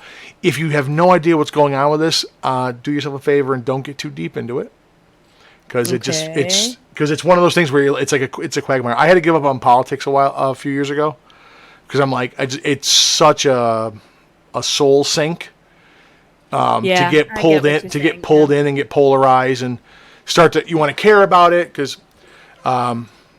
Personally, I realized a long time ago that they all suck. Let's just put it that way. There's a bunch of clever sayings like the left wing and the right wing are still on the same bird type thing. So I think the whole thing's a mess. I'm a conspiracy theorist too. We'll get into that some other time. But I'm not a fan of corporations using virtue signaling and social issues to ingratiate themselves to kind of push their products. That just feels creepy to me. It's always like, it's just grimy, It's kind of grimy. Yeah. So there was a big dust up. So Luke Gygax was doing his own RPG thing, and there was a big dust up between him and Wizards of the Coast because he is an old school kind of guy. His father created the game. He grew up around that. And he has different ideas about what the game should be and what should be included, and is critical of Wizards of the Coast because and I apologize, I'm going to get dragged down into hating Wizards of the Coast here for a second, but you need to know. Against what they're doing, which seems to be they have forsaken designing a good game for maximizing profits. Mm-hmm. And part of their strategy, for whatever reason, is to be, on top of all of the social issues. So, I'm still on the internet, right? Yeah, we're still good. Sorry, I thought I got a pop-up saying that it couldn't connect to something. I'm like, are we off the internet? No, we're still good. I'm still talking. Okay. So for example, because race is a hot button social justice woke issue, we can't call fantasy races races anymore, or we have to start changing races because they want to read in all of the you pick the ism and they read it into a thing. Okay, yeah. I'm old enough to remember the old world, and they're like, oh well, orcs are a stand-in for black people. Well, no, I mean. Tolkien was a 19th century guy, so I'm sure he definitely probably I don't know for sure had opinions about races and equality. I'm sure and I'm sure they're not they don't jive with their modern sensibilities. But if you don't realize that the orcs in Lord of the Rings are Nazis, or the Germans, sorry, who fought in World War I. But if you don't realize that they're Germans. And that he swore up and down that it wasn't an allegory, but how can it not be? Everything in Lord of the Rings about them, industrialization of the war machine, brutal, oppressive people. It's Germany from World War I and the Nazis in World War II. I'm not saying that he he was or wasn't a racist, but orcs in Lord of the Rings. It's Germany. That's all there is to it. And if you can't see that, I don't know. You're ignorant to history, right? But because race is the biggest thing, is one of the bigger issues with social justice, and they have to be on the cutting edge of it. That's their strategy. Orcs all of a sudden were black people, and they had to get all the lore had to get changed. Like Drow, another perfect example of this. I remember when the Drow, became a thing. It was R.A. Salvatore and the Driss books. And I remember just years of everybody wanting to play a Drow Ranger who wasn't really evil. He was a good guy. but now, oh, they're problematic because XYZ. Again, like, and we had a whole show about this. I get it. There are shitty, terrible people in the world, right? And I've ran across them, and they bring their own anti-women, anti-black, anti-whatever you can think of ways into what they do. I'm not saying it doesn't exist. It totally does. Yeah. And people suck. That's my worldview, right? Yeah. I get that. But I can tell you in all the years I've been a nerd, which is a lot of them, like, it's a handful, 2, 3 people, maybe, where I'm like, oh, this feels kind of bad because I think I see what they're doing. Mm-hmm. The vast majority, it's the lore of the fantasy world. That's all they are. Orcs are what the lore is, which is why when people you're a Momo nerd, when people got into World of Warcraft and the Horde kind of changed a lot of people's perspective about what these races should be, then gamers kind of shifted along those lines. It had nothing to do with anything racial. Anyways, sorry I got off in the weeds on this. Yeah, I was going to say, where are we going with this with Gary Con? Let me go back to the sorry. So, okay. I apologize. No problem. So there was a whole dust-up about him suing Wizards of the Coast, Wizards of the Coast suing him because he doesn't represent their worldview. And they wanted to keep him from publishing his own game system that was because of the name and the connection to D&D on social justice grounds. And I don't know where they're at currently because it's one of those things where I saw it and I'm like, okay, that's ridiculous, but whatever. And I haven't followed it in a while. But I'm surprised that with the convention's going on, famous people are there, and I'm surprised that I haven't seen a lot coming out of Wizards about trashing the convention or trashing his involvement in it or boycotting, protesting. Like, I really expected there to be a lot more of that, and there isn't. And I wonder if it's because they got such a spanking on the whole OGL nonsense. Yeah. That they're like, you know what? Like, we'd like to say something, but we're probably not gonna right now. Yeah, especially with the movie coming out, right? Especially the movie coming out, yep. And that's the other thing is that there's you have famous gamers that went to this convention, and I saw them taking pictures with I think with Luke Gygax, and it's on social media and whatnot, and I haven't heard anything about it. So I just thought it was interesting that before the OGL thing, there was a big kerfuffle about this, and now all of a sudden there's nobody saying anything. Yeah. So like, what's going on? Does it really bother you? Does it not really bother you? Anyways, I know I got off on a tangent about that, but no, that's fine. It's fascinating. Yeah, I'm going to actually dig into it because when you tell me not to, I want to. So I'm going to. I would just remember, I wasn't trying to keep you away from it to prevent you from having an opinion. I was trying to save you the pain of going through all the nonsense. Right. But yeah, I find that interesting that's an event going on, and I didn't see a ton about it, but I've seen some positive stuff, and I'm like wondering where's all the negatives of it. But yeah, you can get deep in the weeds on that kind of nonsense. But yeah. Well, that's my nerd news thing. That's going on. I thought it was interesting that you have all these famous people supporting it, old school gamer types, and they're hanging out with these people that have had this stuff in the news. So yeah, wanted to touch real quick. Yep. If you are a dog person, then you follow Joe Manganiello on Instagram because of his dog and not because of him. Okay. Great to look at, but I love his dog. Okay, fair enough. fair enough. I think the other big thing in the nerd sphere, like I said, is the movie came out. I haven't seen it yet. I'm hoping to get to it this weekend. I really hope it doesn't suck, but I'm prepared to be disappointed.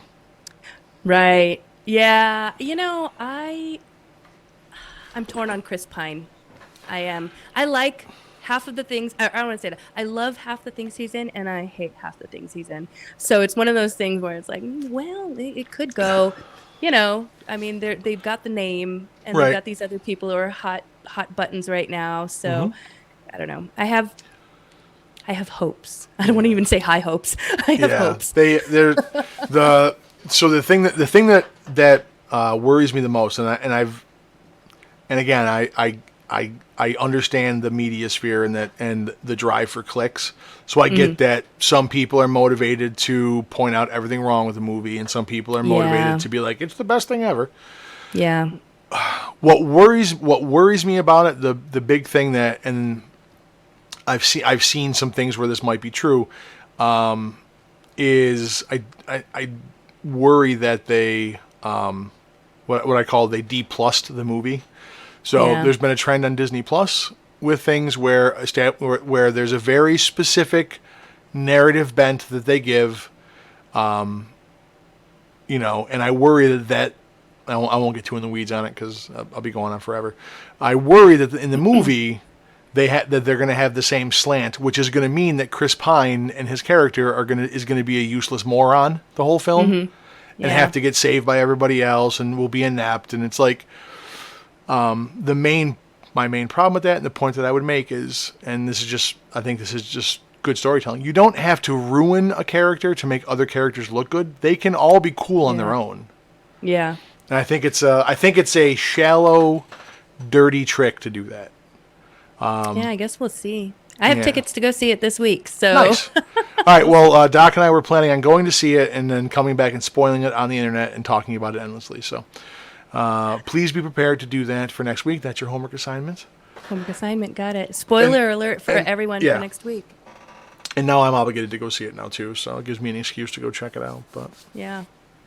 But yeah, if you listen to old episodes of the show, you can hear me complain about Disney and lazy writing, lazy and bad writing and terrible storytelling. That bothers me so much with a lot of what Disney has put out Yeah. since they took over everything, and it's just like, oh, like the Willow show got canceled. It could have been so good. I loved Willow as a kid. I didn't even give it a try, and by the time I was considering giving it a try, they were like, Yep. "Nah, it's not getting renewed." And I was like, "Well then." Yeah, you don't want to get into it.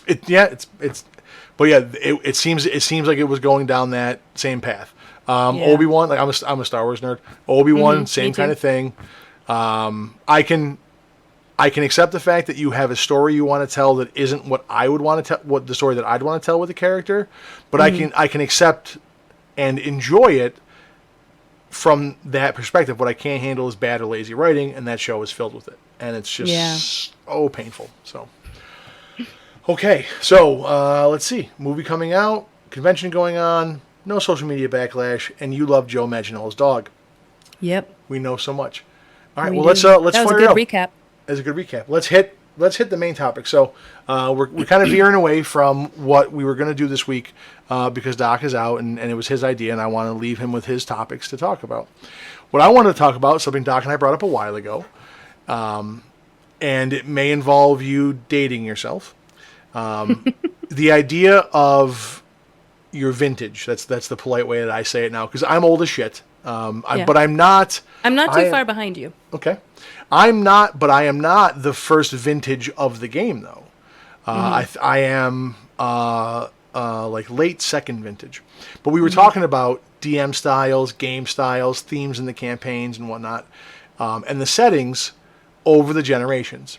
So I wanted to run through from the 70s till now, the genres, what I remember, and then you can chime in what you know and remember. And we can discuss kind of the merits and the goods and the bads, and we don't have to get into an edition war here or fight about what generation is the best, because it's the older one, obviously, that I'm in.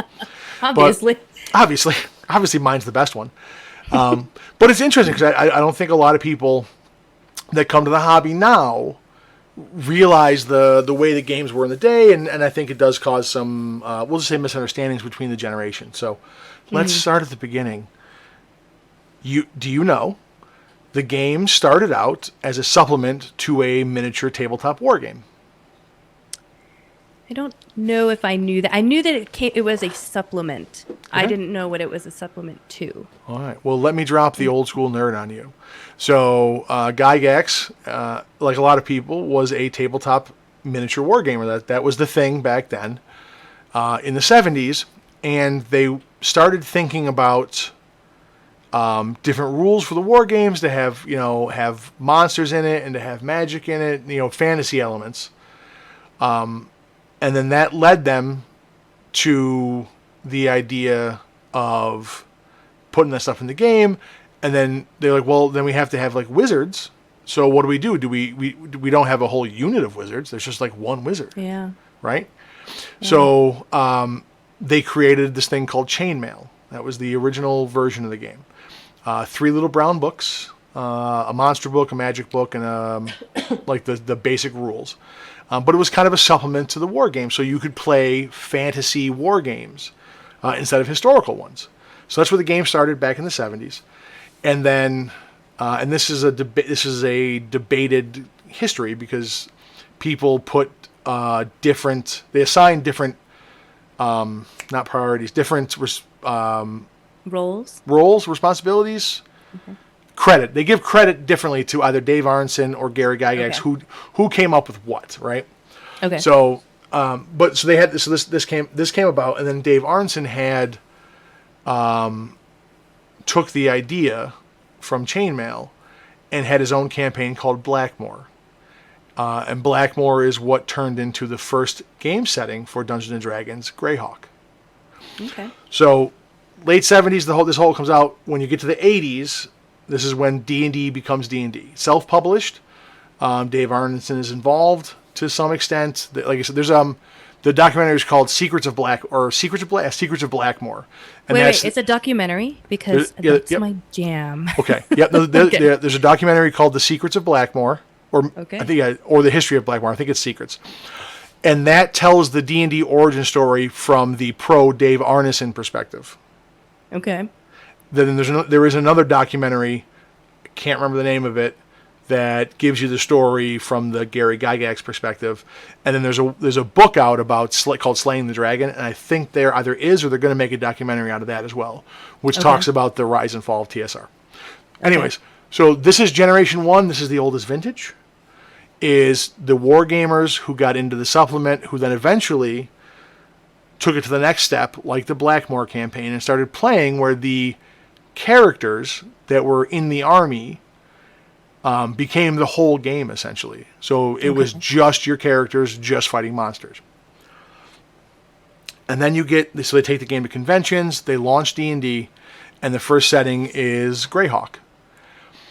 But the game was very different originally because it was strictly limited to the dungeons. So a DM would have their own dungeon.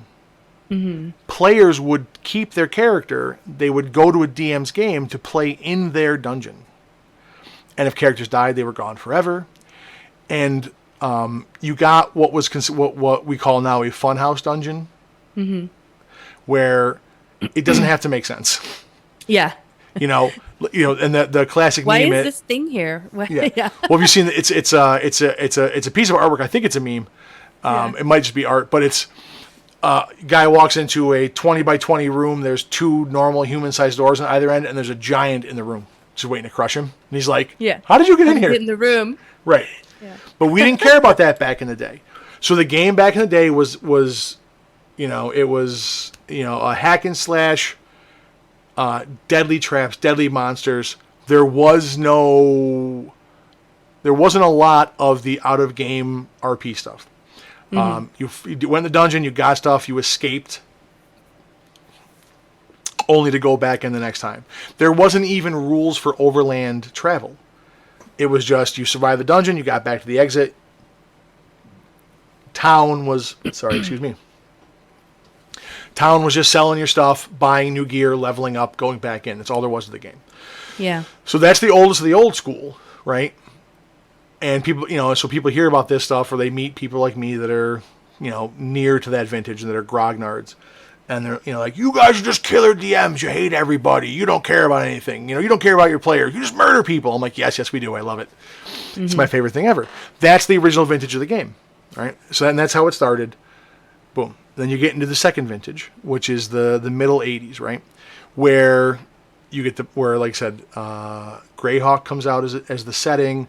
You get rules in there for overland combat. One of the funnier things, I skipped over this. They used to recommend that you bought a separate game from Milton Bradley called Wilderness Survival, which had a little hex map. Wilderness, so trees and mountains.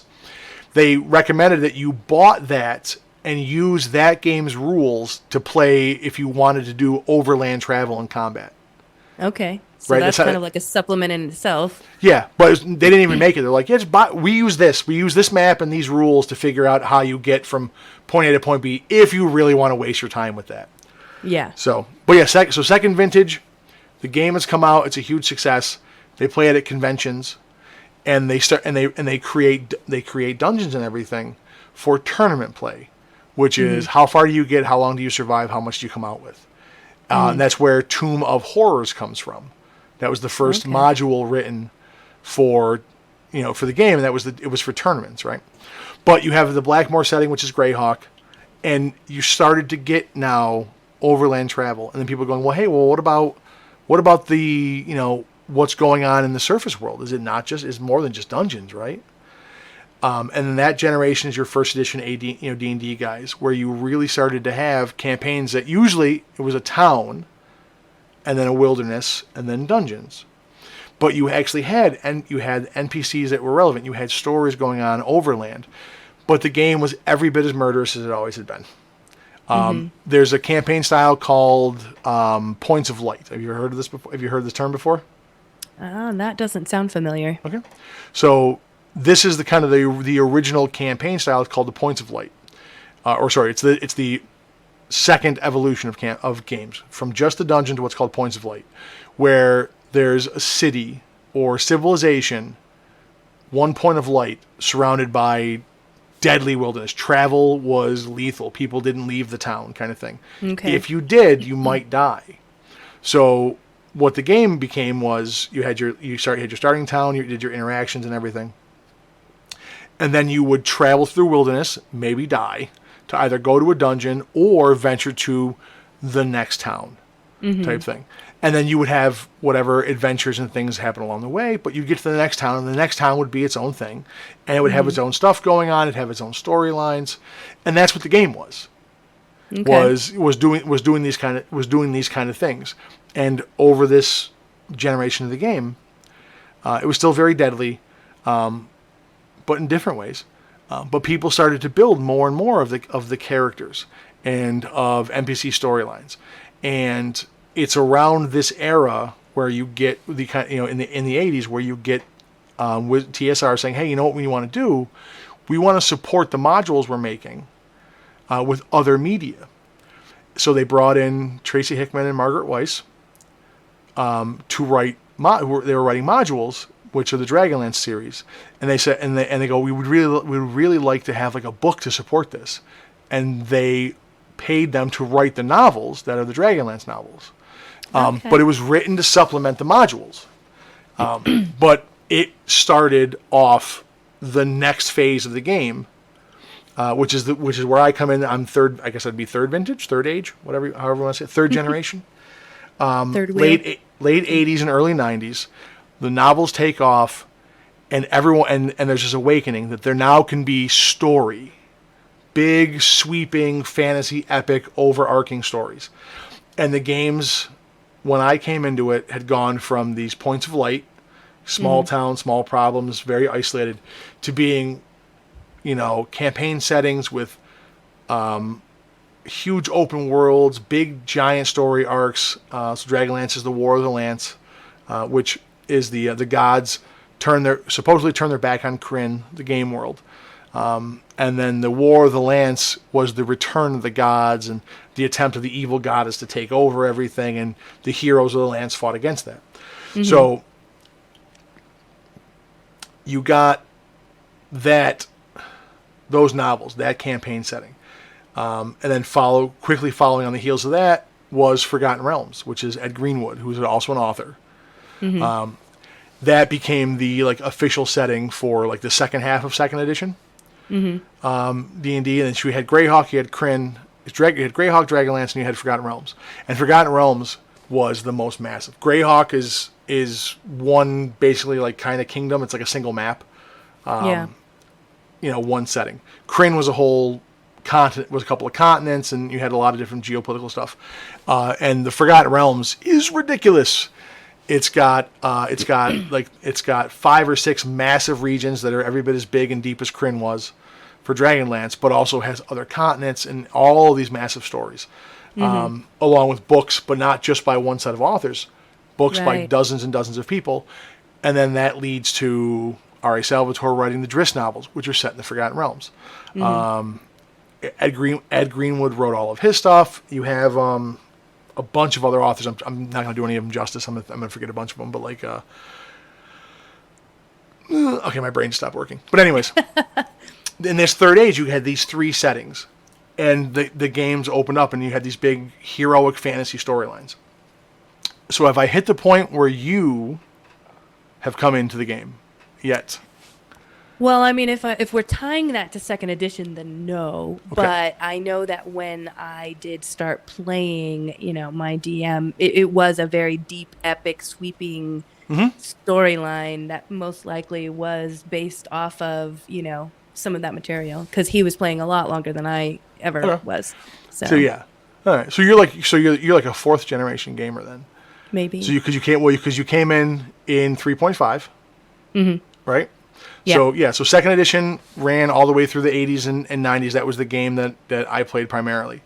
And like I said, it was still deadly. The game was still lethal. I kill tons of characters. I could care less. I'm an evil DM. I've been told numerous times. And I try to train new people to be just as evil as I am. It's my joy in life. But yeah, so that's what I was lucky. I came up in the era when all these novels were out. There was constantly new content coming out. The Driss series, like I remember when that was released. My buddy's like, "You gotta read this one," and I'm like, Yeah. Yeah, no, I did get that a lot. Everybody, you gotta read this. You gotta read this. Yeah, And I was like, And don't get me wrong, I always shit on Driss Do'Urden as a character because of how people treated it at the time. But R.A. Salvatore is a great writer. Those are good, great story, good book. They deserve their praise. They're good. They're very, very, very good. yes. So I personally can't stand the main character, but anyways though. So second edition rules gave way to third edition. And this is where people, the knock on third edition, right, is they say, well, we have this awesome game where the DM has to make up rules for things when they come up in their campaign, but they have the guideline to work from, so they're good. To, hey, what if we wrote a rule for everything? right. Right? And this is where D&D takes its turn into being super crunchy. So this is where you come in. Yeah. Feat chains, source books, supplements, just tome Skill after points, tome. just Skill points, yep. Yeah. I love all that stuff. I love it so much. Honestly, that's why I think I fell in love with it too. That's why I remember I loved Final Fantasy so much, because it was like, oh, I can collect a weapon, but I can also customize this weapon with all these different gems, and it doesn't have to be this gem. Yeah. It can be any gem, So it was to me, I loved that little nuance, and as a player, I loved it. I just wouldn't want to DM it, I think. Well, like I said, maybe now, but back then, no. So, not to sidetrack from the topic at hand, Sorry. Final Fantasy VII, you're a math nerd. Did you do all the math to figure out how to get lucky sevens on all your weapons? Boy, it's been so long, and when I replayed it the last few times, I didn't try that. But I do remember reading something about getting lucky sevens. I do feel like I did it at one point. Well, but I'll it was give probably you. like my third playthrough. I'm going to give you a quick story about me playing that game. So I'm a completionist like you are, and I'm a math nerd. Yeah. And when I found out that there were 2 super secret bosses, the weapons, the water weapon, I'm like, well, I have to beat these, right? So what I didn't do though was I didn't cheat to figure out how to get Mimic and Knights of the Round, right? So I just had my characters as they were at the level I was, and I found the water monster, right? The water monster. Or water weapon, and I'm like, all right, we're doing Emerald. this, right? I think it was Emerald. Weapon, yeah. So I find it, I fight it, get destroyed. It just wrecks me like you wouldn't believe. And don't you just sit there at the end when it's like the game over screen, and you're like, just mouth open. What am I doing? So I wasn't willing to go grind out to get max levels or anything. I think I was close though. I think I was in the. I'm trying to remember. That game was the 99, right? Oh, that sounds right. Yeah. 98, So I think I was in like that. I think I was like in the mid 80s, and I'm like, all right, well, I'm doing this. So I bashed my head against it for like weeks, right? And then I had one fight come up. It had never happened before. I had one fight come up where I saw the Lucky Sevens thing. So for those who don't know, if you get hit down to 777 hit points, or 7,777. whatever it I is. think as long as it's It's all sevens. Yeah. You get hit to that, you get the lucky sevens mode, where your guy goes and makes some number of attacks, and they do 777 or 7,000. They do 7,777 damage per attack, and you get some ridiculous number of them, right? Yeah. And it's this weird little Easter egg. But I'm like, well, hang on a second, because I'm a math nerd and I like to break games. I go, wait a second. So if my hit points have to be at this during the fight, what if my hit points are at 777 to start the fight? Ah, you just I go go- into the fight like that. Right. I go, well, hang on a second. Well, if that works, well, then how do I get my characters those hit points? I'm like, well, hang on a second. There are gems that slot into the weapons that increase or decrease your max hit points. Yeah. So you max your hit points out, and then you start equipping and unequipping gems to reduce your hit points by a certain percentage. And you can do the math, because I did this, between potions and between socketing and unsocketing gems, where you can manipulate your hit points to end up that your max hit points are 7777, I'm going to do this. right? Okay. Yeah. So you can do this, right? And then you resocket everything back to your best build, but you don't heal yourself. So you stay at 7777, even though your max hit points are higher. I did that, figured it out for all 4 characters. I went back to the weapon, and I started that fight with every character on Lucky Sevens. I'm going to give you an option right now because you sound excited about this. I am. I will tell you what happened, or I will let you do it yourself and find out on your own. Your choice. Okay. All right. Okay. Yeah. Let's put a pin in it because like I said, I replay that game. I don't know, at least once every year, every couple of years, I just replay it. And there are still things that I have not done. I have not ever completed that game fully. So Okay. I'm going to give it a try. All right. So yeah, just I've given you the secret for it. Like I So said, you didn't it's- die. He didn't like one swipe you in the first round and just die. I'm not going to tell you a single thing. Oh, dang it. All right. So, like I said, you're a math nerd. Just you got to find the gems that increase your max hit points, so you can manipulate it. Do the math, figure it out, and when you Cool. get there, go fight one of the weapons, and you will see what happens. All right, man. Yeah, having that Knights of the Round with the Mimic, that was my jam. I was like, oh yeah. by the way, I have the guidebook. I had to buy. I'm a little collector too, so I had to buy the guidebook for each one of them, and I still have them, and I still look at them. They're like falling apart. But yeah, I don't think the 777 was in the guide, so that might have been like a online thing, a little hidden thing we found. Like I said, it happened at random for me once, and then I'm like, Yeah. the light went off, and I'm like, wait a second. Yeah, So very cool. So back to D&D stuff. Sorry, folks, I got distracted by sorry. that. I love that shit. So, so we're in the 4th age of the game, which is 3.5, and the settings are out, the books are out, and it's kind of the height of heroic fantasy. But the game now has gone into crunchy mode, where there's a million options and source books, and there was so much material, right? But we were still clinging on to the heroic fantasy. However, this was the dawn of like the anti-hero age in storytelling. Yeah, So like you it said, was- on the heels of Drizzt. Yeah, it was the 90s. So Yeah. you had the anti-heroes and the reluctant heroes. So people like, you had Drizzt, you had people like Deadpool. You get, in media and movies, there was this shift in storytelling where, it was the people that didn't want to be a hero but had to be, or people that were bad guys that became heroes. So that's when you came into the game. But those were the settings. And then you got into some darker fantasy stuff. Like, do you remember Dark Sun? No. Okay. Sorry. Bad memory.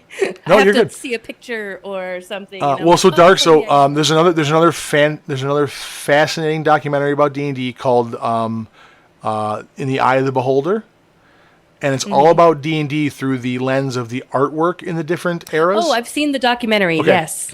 So Yes. so the artist Brahm did all of the art for Dark Sun. Yeah. It's iconic, and it's his big thing, right? But it's a dark, gritty, survivalist world. It has rules for how much water you have to drink, making weapons out of bone and ivory and stone, and it's a very crunchy world. And I could have mentioned this in the notes section.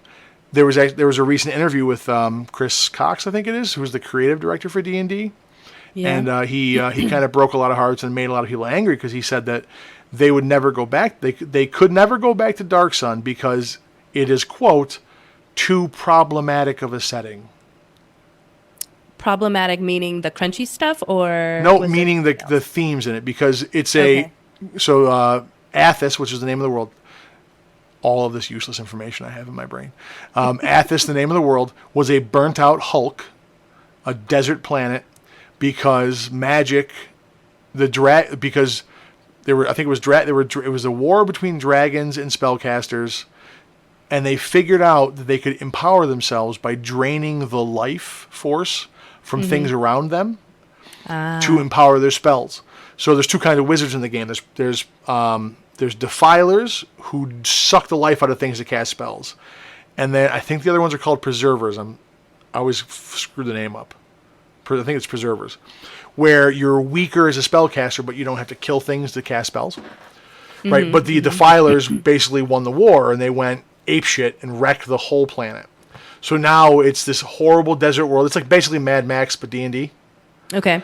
The problematic part, though, is that there is rampant racism.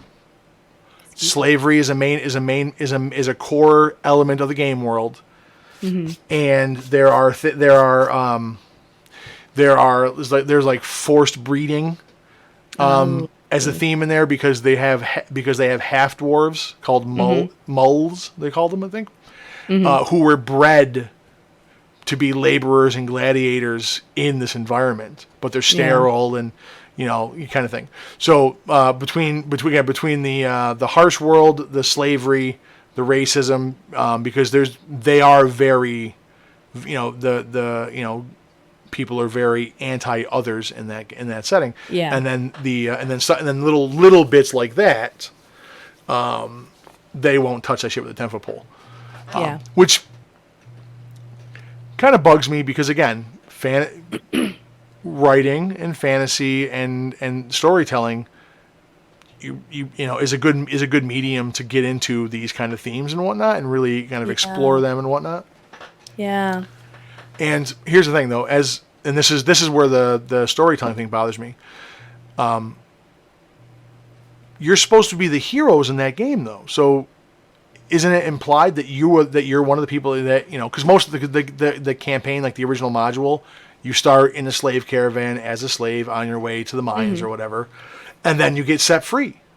So when we always played it, you were the hero. So the heroes were always working against the status quo, freeing slaves, breaking up gladiator games, killing evil wizards. Like you fought against all of those things, right? Yeah. Yeah. But again, I get that some people are idiots and think it's cool to do it the other way, I guess. But yeah, it's like you don't. I mean, and this is an argument I've had in the show before. Don't you need to have terrible things in the world for you to fight against as a hero? Isn't that? I mean, how can you be a hero if everything's happy-go-lucky? Yeah, I do think that there is something to that. I know we're getting off topic again, but real No, quick, it's fine. we have that stuff in our movies, and they're the blockbusters that make the money because we want to see these crazy graphics of horrible things happening, that somebody's saving the day, and but it's like if it's a role-playing game and you have to participate, not necessarily participate in it. You're not participating in slavery. You are freeing people from slavery, or you're killing the bad guy that is the cause of this. Like, for some reason, that is a no-no, and that is interesting to me. It's like you want to watch it, you want to absorb it, you want to tell people about it, but you don't want to really experience what something like that might feel like, is what I take from that. Yeah. I don't know. I mean, it can be problematic to put that kind of material out unless it's presented in a certain way now, but I just don't understand that, like, we can't touch that with a 10-foot pole kind of thing. Yeah, like I was trying to be a rational and fair person about it. So Yeah. I understand that you don't want to open the door for people to be shitty. Right. I get that, and unfortunately, that people will take license to be shitty with that kind of stuff. So I get that from that perspective. I get it. Right. And then I know that they are delicate topics they have, people have various, obviously, connections to and feelings about and whatnot. I get it. Right. I totally Well, get and yeah, as a caveat, I would just say, yeah, as long as your players as long as everyone's had the discussion at the table, Yeah. that this is okay, right? But Yeah, we want to do that kind of stuff. yeah, Yeah, so I get, like I said, I get it from that perspective, just being rational about it. I get it, and then obviously from the creative standpoint, and you get into this weird fuzzy space where it's like, well, okay, well, if we're gonna do this, well, we have to have somebody write that and then create those villains, yeah, and create content that that shows the horrible side of it, I guess. So I understand the challenges in that. I totally get that. yeah, But I do think it's a shame that, like I said, if people, that we're kind of put the training wheels on everything, you got to dull the sharp edges. yeah, I don't like that. And one of my biggest gripes against preventing that kind of content is, again, it's, we're all adults, and we should be able to do those kind of things if we want to and not be judged for it. Yeah. You want, that hero, you want to be a hero, you want to have a heroic fantasy. These things happen. It's a real history of the world. It's unfortunate. It's like the big one now is like colonialism. That's the new buzzword. That, well, how are we going to decolonize our game? I don't even know how to respond to that kind of idea, because, again, if we're heading towards a place where you're not going to produce content where there's any conflict whatsoever, what do your characters do? What's the, if they're, what are they fighting against? what's your story if everyone is the same, nobody's different, there's no strife or conflict in the world, then what are your adventures for? What do you do? Yeah. I don't get that kind of stuff. But back on the generational topic, though. Yes. But you got Ravenloft in the same time frame. You got Dark Sun in the same time frame. You had the original settings that were still being supported. And then came the crash. The TSR went under. They ended up getting bought by Wizards of the Coast. There was all these financial problems because they had put out more stuff than people could really consume. Yeah. And with every generation, there's groups of people that don't move on to the next one. I still have people, I have friends that are like, second edition was the best edition ever. I want to play nothing else. Like, yeah. God, those rules are rough, man. I wish those guys could see it. Yeah. But you got into that kind of a dark time. They stopped producing stuff. Wizards of the Coast bought them. And then computers and the internet came up. And you got the rise of the Momo nerd, people playing the online games. And then we get to the dark times. We'll just skip over 4th edition. Nobody wants to talk about it. Nobody wants to talk about it. I'm sorry, I don't, because I'm old. But no, Yeah. 4th edition was a complete overhaul of the game. And they essentially tried to make a pen and paper version of an MMORPG. Yeah. You have abilities, they have a cooldown timer, you get more abilities as you level up, and combats became this series of this management of cooldown timers and resources and everything, just like you get when you play World of Warcraft. Right. So that was the dark times. And then we get to 5th edition, where we are at currently. And then we have all these other settings that came up. I don't want to cut this short. I need to take like 3 seconds. Yeah, no problem. Do you give me want a me to minute. read some ad copy? Read some ad copy. Shill All for the right. company. I'll be right back. Cold read, guys. Let's see here. So, you guys, please remember to like and share our podcast. Subscribe. I'm going to use my radio voice. Check out our website, dungeonstudios.co, and help support the studio, our show, and check out the store for the online magazine, the Enaron Chronicle, which I am currently writing and formatting and trying to bring us back up to our monthly, putting it out monthly for everyone on our website. So please check that out. The Enaron Chronicle includes it includes maps, it includes monsters, items. I think I mentioned this before briefly. It also has information on our campaign settings. There's usually a little one-page adventure, information on our modules, everything else that we sell, where you can find us, where we are on the interwebs. You can check us out on YouTube. You can check us out on Facebook and Twitter. Enjoy and share the audio version of the show from its home on your favorite podcast platform. That was my cold read, so I hope I did well, guys. Let me know with that thumbs up. Like the podcast, please, especially since I am the new addition. Let them know you like me here. In the meantime, while we're waiting, I don't think we got to what generation I am, and I'm going to say... Yeah, I guess I'm going to say that I'm probably 4th generation because I don't feel comfortable saying I'm 3rd generation. Whew. So we're going to say I'm 4th generation, very much into the epic sweeping stories. Hello, I was using my radio voice. You're back? Oh, I love your. That's really good. Do you? I don't know how well I read the copy, but I can't wait I to did hear. it. I can't wait to hear it in editing. Do you? Do you have a storyteller voice too? Different cadence and way of speaking when you are DMing? When I'm DMing, I do try to do voices. However, lots of times, for some reason, it turns Russian, and I don't know why. And Really? I can't stop it. Cannot stop it. And when I identify it, I just have to stop. And so there are some characters that I have just kind of stopped doing an accent for, or I just say, well, now they're Russian. Like, because that's just what happens. Oh, I love it. Oh, well, hey. So yes, in let's. I know I've talked a lot about the generations. We're up to 5th. So you think you're in that 4th generation, I think I'm sweeping in the stories 4th and whatnot? generation, yeah. So let me ask you 2 big questions. We'll use these to kind of close out the show because I'd love to get your opinion on them. I've talked about these before, kind of at length, so I won't bore you with too much with mine. Question number 1. Mm-hmm.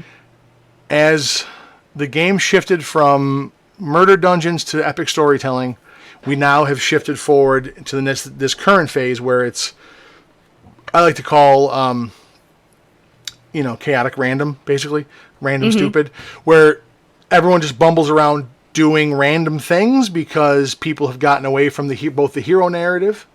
Yeah. Their characters are no longer heroes in the world. They're just running around fishing for shoes, I guess. I don't know. It's not my way of playing. I don't understand it. But my question is this. Do you think, do you think that the hero narrative is dead, and that what we see with in the modern game, where people aren't necessarily trying to play epic stories, aren't trying to be the heroes, they're just trying to have their own fantasy life to do whatever they feel like? Do you think the hero narrative is dead? Do you think the game will get back to that, or do you think it's still out there, but what we see on media is all the random stuff? What are your thoughts on that? That's actually where I was trying to find the right words for it.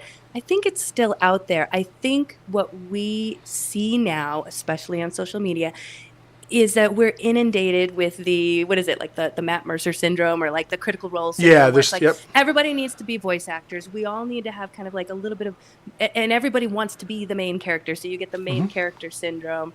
And I just think that people have not learned how, again, like you say we're a team, but we haven't realized or learned yet how to move this forward. Now I'm getting the mush mouth.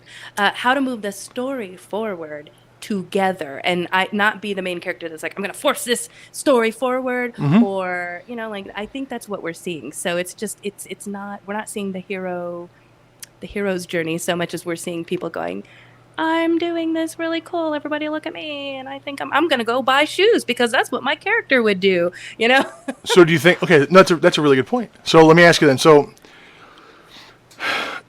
do you think then what we're seeing is and we can discuss for hours about why this is, but this is a whole other topic for a different show. But people are, I don't want to say self-absorbed. That's mean, but people are focused on them on their experience. Their experience is the paramount one. They're not, and so even if you wanted to, even if you as a DM had crafted the hero's journey, a big story arc, you have things going on in your world. The players sit down caring only about what they want to do, and then because they can't work together, they can't put that aside, they can't share the spotlight, they constantly are running in different directions to do the thing they want to do, and the DM is forced to herd cats, essentially. Yeah, it is. Yeah. Yeah, and Very therefore, much narrative. even if there was a narrative to be built to play forward, and they can't ever do it. Right. That's exactly what I think is happening, is that, you know, role playing now I feel like is in its infancy, you know, real role playing and working together as a team, the way they see it in social media by professionals. These are professionals, people, and no one seems to understand that takes years of work and skill, and you don't have that, and that's okay. But you're still a team and you're playing a game together, so play together and give up on buying shoes, because that's not part of the plot. So that's what I think we're in right now, and it just takes people some time to figure it out. So that's what we're seeing, because that's what everybody's doing. All right. And then I'll ask you another a related question. Do we think that also part of the problem is not everybody is, and like I said, the spectrum between consumer and creator. Excuse me. Do we think that you have a lot of people in the game that aren't storytellers, that are more consumer than anything else, so they're not able to create their own character arc and motivations and things to add to the game, because they're just there to consume content. They're not going to contribute anything. Do you think that's a problem? Or is that part of it?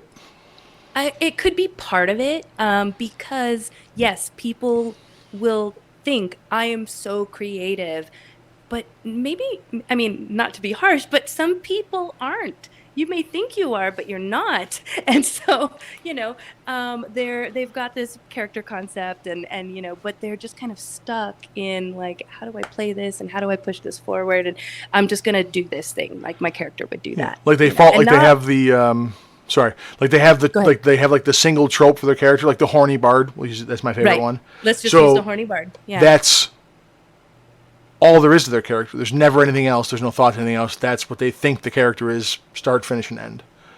Right. And they just can't conceive of like fleshing that out a little bit more and maybe adding some extra depth to it, because horny bard, that's it. And well, there could be more. But, like you said, consumer driven, and you're not necessarily finding that stuff out there because everybody's doing a horny bard.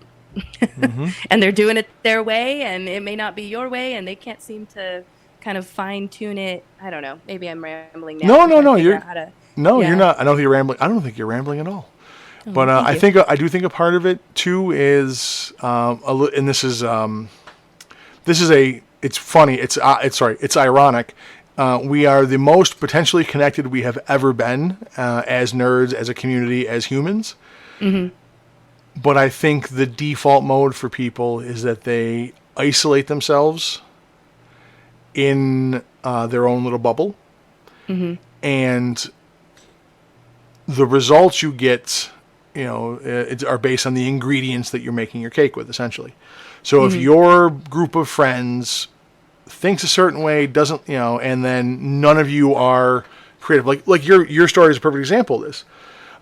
Your group wasn't aware of this style of play that the new guy brought in as a heavy RP guy. Yeah. So you would have, if he never showed up, you would have played your game forever in the style that you were playing. Yeah. That's what your group did. And then this new guy comes and shakes that up. And this frustrates me because, and I get playing online with randoms. You get shitbags and weirdos. I get it. I hate people, so I understand. Yeah. But we have access to so many different people and so many different ways to play. But like you said, people consume the media, and that's so that's what they have in their head, and then they keep to their own little group. So they don't necessarily get exposed to other things. And it happens with the mechanical side of it too. Like, I'm a competitive gamer, war gamer kind of person. if your group is like, well, I think combat's silly, and we're gonna, we have all these things on the character sheet, but we don't care. We're gonna go buy shoes all day long. Yeah. Like, you're never gonna let me in your game because I'm an older vintage and I'm grumpy looking and I hate everything, which I understand. But Yeah. I understand why you wouldn't want to let me in your game. But if you're not exposed to the kind of things that I'm passionate about in the game, to hear like why it can be cool, why it can be epic, why you have all this shit on your character sheet, right? You're never going to get that part of the game. You're never going to get that kind of depth. I think combat should be like 4D chess. There should be that strategy, and it should be, success and failure is more than just random rolls on the dice. It's tactics and strategy and choices, and there should be drama and tension. And you should come out of those things going, man, I really thought we were going to bite it. Wasn't it cool when this happened? I can't believe we survived. You get those highs and lows. No, a yes, no, yes, you hit, no, you didn't. Yeah, very was binary. something Yeah. there. Yeah, and but by the same token, I've listened to DMs online. I won't point anybody out. Name names. Yeah, where like I want to claw my eyes out of my head because like they're very kind of monotone. They don't breathe any emotion into what they're talking about and describing. And it's just like, there's like, you see some things and there's some grass and flowers and it's springtime and there's a festival going on and people are merry around town. And you're like, Jesus God, have you never been excited to go to the fair before? Yeah. Like, what the hell? Like, I want to hear that in your guy. voice. Yeah, you're killing me. So I think, and I had thought about that when you were saying it. I think that you are 100% correct. People get into the game, they consume the media they like, and that's their expectation for the game. And then they either don't achieve it or they never branch out from what their little bubble is. So they don't learn the beauty of other parts of the game. They don't get other DM styles. They don't get other player styles. And I think that they're missing out because, like you said, you got your group was benefited a lot by having that new person join with that style of play. Yeah. Even if people in your group are never going to be that guy, the game is made better by him being there. They have a better experience. And by the same token, if you have a whole group full of people like him who are like me, egotistical, spotlight stealing drama nerds. If everyone's like that, not everybody can wear the tiara and be the main character, and we all fight with each other. Right. My second thing. We're still on the first thing? Yeah. Oh yeah, kind of. Second thing to close out the show. With the various generations, crunchy, not crunchy, various settings, and all of these kind of things. You chose the homebrew stuff, which is awesome. Seeing all the content that's out there, all the different worlds. Do you have one that you are a fan of though? Do you have a one that's a favorite? Have you looked at the various settings, and do you like any of them? Or if you don't have a D&D setting that comes to mind that you want to do, is there a bit of media you consumed that you would like to have be a D&D setting? Yes, that I can talk to. Okay. And the only reason I say that is because it goes back to, again, reading the material. I just don't sit down to read the material. Now, if I could get it all in audiobook format, which maybe there is and I've never heard of it, I will do that because I will absorb that stuff so crazy. I'm going to tell you right now, that's the first time I've heard somebody say it. I had a player, one of the new guy in my group, I gave him the pages of lore stuff. I'm like, hey, read through this and make some choices about your backstory, and it'll work you into the story of the game. And I asked him about it the next week. He goes, yeah, dude. Or I sent it to him finally, and he emails me, texts me back, and he goes, hey, man, do you have an audiobook version of this shit? I can't read all this. Yeah. And I'm like, oh, God. Too hard. Right in the feels. But no, I've never heard of that. I think you might be on to the next $1 million nerd idea. So don't give that to anybody. You should do that. Yeah. And Dungeon Studios. I heard your radio voice. I would listen to you narrate a world to me. Anyways. Awesome. But okay, so continue on.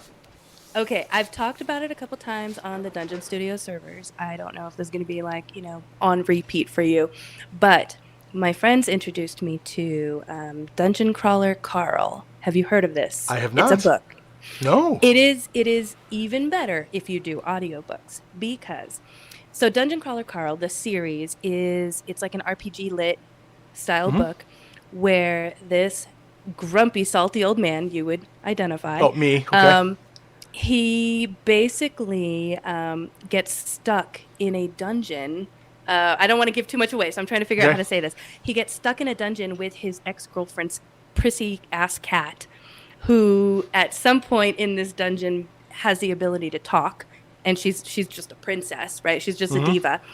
But in the manner in which he gets stuck in this dungeon, he's stuck in there with nothing but boxers, no pants. No pants, no shoes, no nothing.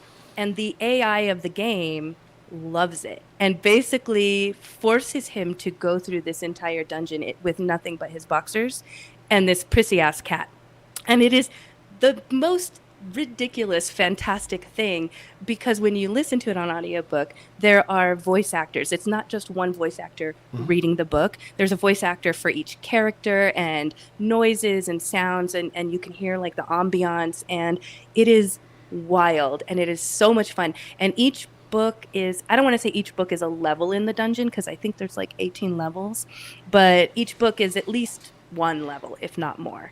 And each level has some unique thing about it, so you're not just reading about dungeon over dungeon over dungeon. It's a little, I mean, I use the word dungeon very generically, you know, so it is fascinating, and it was so much fun to listen to, that if I could convert that into a game, I mean, just I want to create a character that's just like, yep, I'm stuck out here in my pajamas with my hair in curlers, and I'm gonna do this stuff until I kill the bad guy, like the entire time. So I would love it. Okay, that's awesome. Are you familiar with Terry Pratchett and the Discworld? Yes, I am. Okay. Did you ever play the Discworld game? No, I've heard about it, but I haven't played the game. It's amazing. If you like games, I would recommend it. So, I am really committed to a serious, very immersive, logical world. So I would never run the kind of wackadoodle fantasy they have, but I would play the shit out of it. Yeah. As a setting. Like, the games are phenomenal. The books are hilarious. It's I can't recommend them highly enough. I would love to have that as a setting, not to run, but to play in, because it's so ridiculous. Yeah. I love that kind of stuff. Well, it is 12:20. It's pretty late. Yeah, it's late. So that's, like I said, that's the condensed topic. Doc's got a whole bunch of stuff about themes and setting and tropes. So it'll be nice to have Doc with us next week. Yeah, it will. It certainly will be. So, like I said, I just wanted to cover those are the generations for people that aren't familiar with them. Those are the settings that were out during the time. I skipped a couple in the rush. Let me just correct that really quick. So 5e doesn't exactly use it. You kind of uses Forgotten Realms, but they have a lot of little pocket settings that you get, like the Wild Beyond the Witchlight is a different thing. Yeah. The Spelljammer came out. They had various little kind of teeny little bits of things here and there. Yeah. So they had them. I have no idea what they use in 4th edition, because I didn't play that at all. Didn't so I have touch no it, idea. yeah. It didn't touch it at all. Yeah. But I know between 3.5 and there, I forgot a couple. So let's see, what do we have? We had Eberron, which was their like mage punk dystopian kind of one. Planescape people love. That's the 3.5 one. Yeah. With D. Terlizzi was the artist, a very unique art style. But you got the Sigil and the Lady of Pain and all that kind of City of Doors. Very very cool kind of setting. You had Spelljammer originally. I think that's all the major ones. Pretty sure. I know my brain's like trying to cycle through, but bad memory. Yeah, but yeah, no. So like I said, so through the 80s and 90s, you got sweeping epic settings and scope, and some dark stuff and some fanciful stuff. You had the dark times of 4th edition, and then 5th edition, kind of Forgotten Realms, a little bit of stuff everywhere else. It just came out with Dragonlance again, a couple of side things. I'm really curious what they're gonna do for D&D 1 as a setting. I am too. Have you done any of the playtesting? I've heard no. I keep up on some of the rules and stuff. Yeah. What I'm going to use, what I'm not going to use, but I haven't heard anything on what the setting is going to be. I wonder if they're going to stick with Forgotten Realms, or if they're gonna do something new. Yeah. We will see. But all right, well, that is I think that's the end of the topic. I don't want to get into anything that Doc had. I've had a wonderful time. I hope you enjoyed yourself. I did. Wonderful. I did. I was a little nervous at first, but I think we made it through, and Yeah. I've got the jitters out. I feel okay. Yeah. The radio voice. No, you were great. The radio voice sounded good. We only had a couple of calamities, but like I Yeah. said, like I told you before, I said it on the show. I'll say it again. You know, these are the kind of conversations that I would have at the end of a game or with my gamer friends during the week and whatnot. Nothing to be nervous about. It's the nerdy shit we all talk about. So Yep. with the occasional rant about politics thrown in, I try to keep it to a minimum. Especially because I hate Wizards of the Coast and a bunch of So anytime I can shit on them, I do. But with that being said, I will give you another homework assignment. Doc has some shit that he says to close out the show. I have a thing that I like to say, so you can think about what your outro is going to be. My outro. Okay. Your outro, and I expect you to have it for next week. You can deliver it. Okay. But in lieu of that, I will give mine.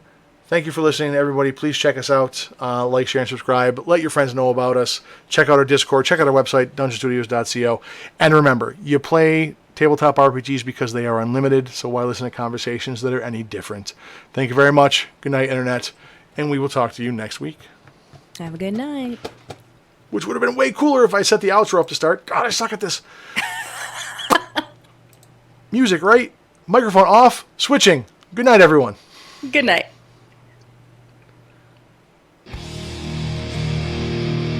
Hey, it worked. Sweet. Good night, everybody.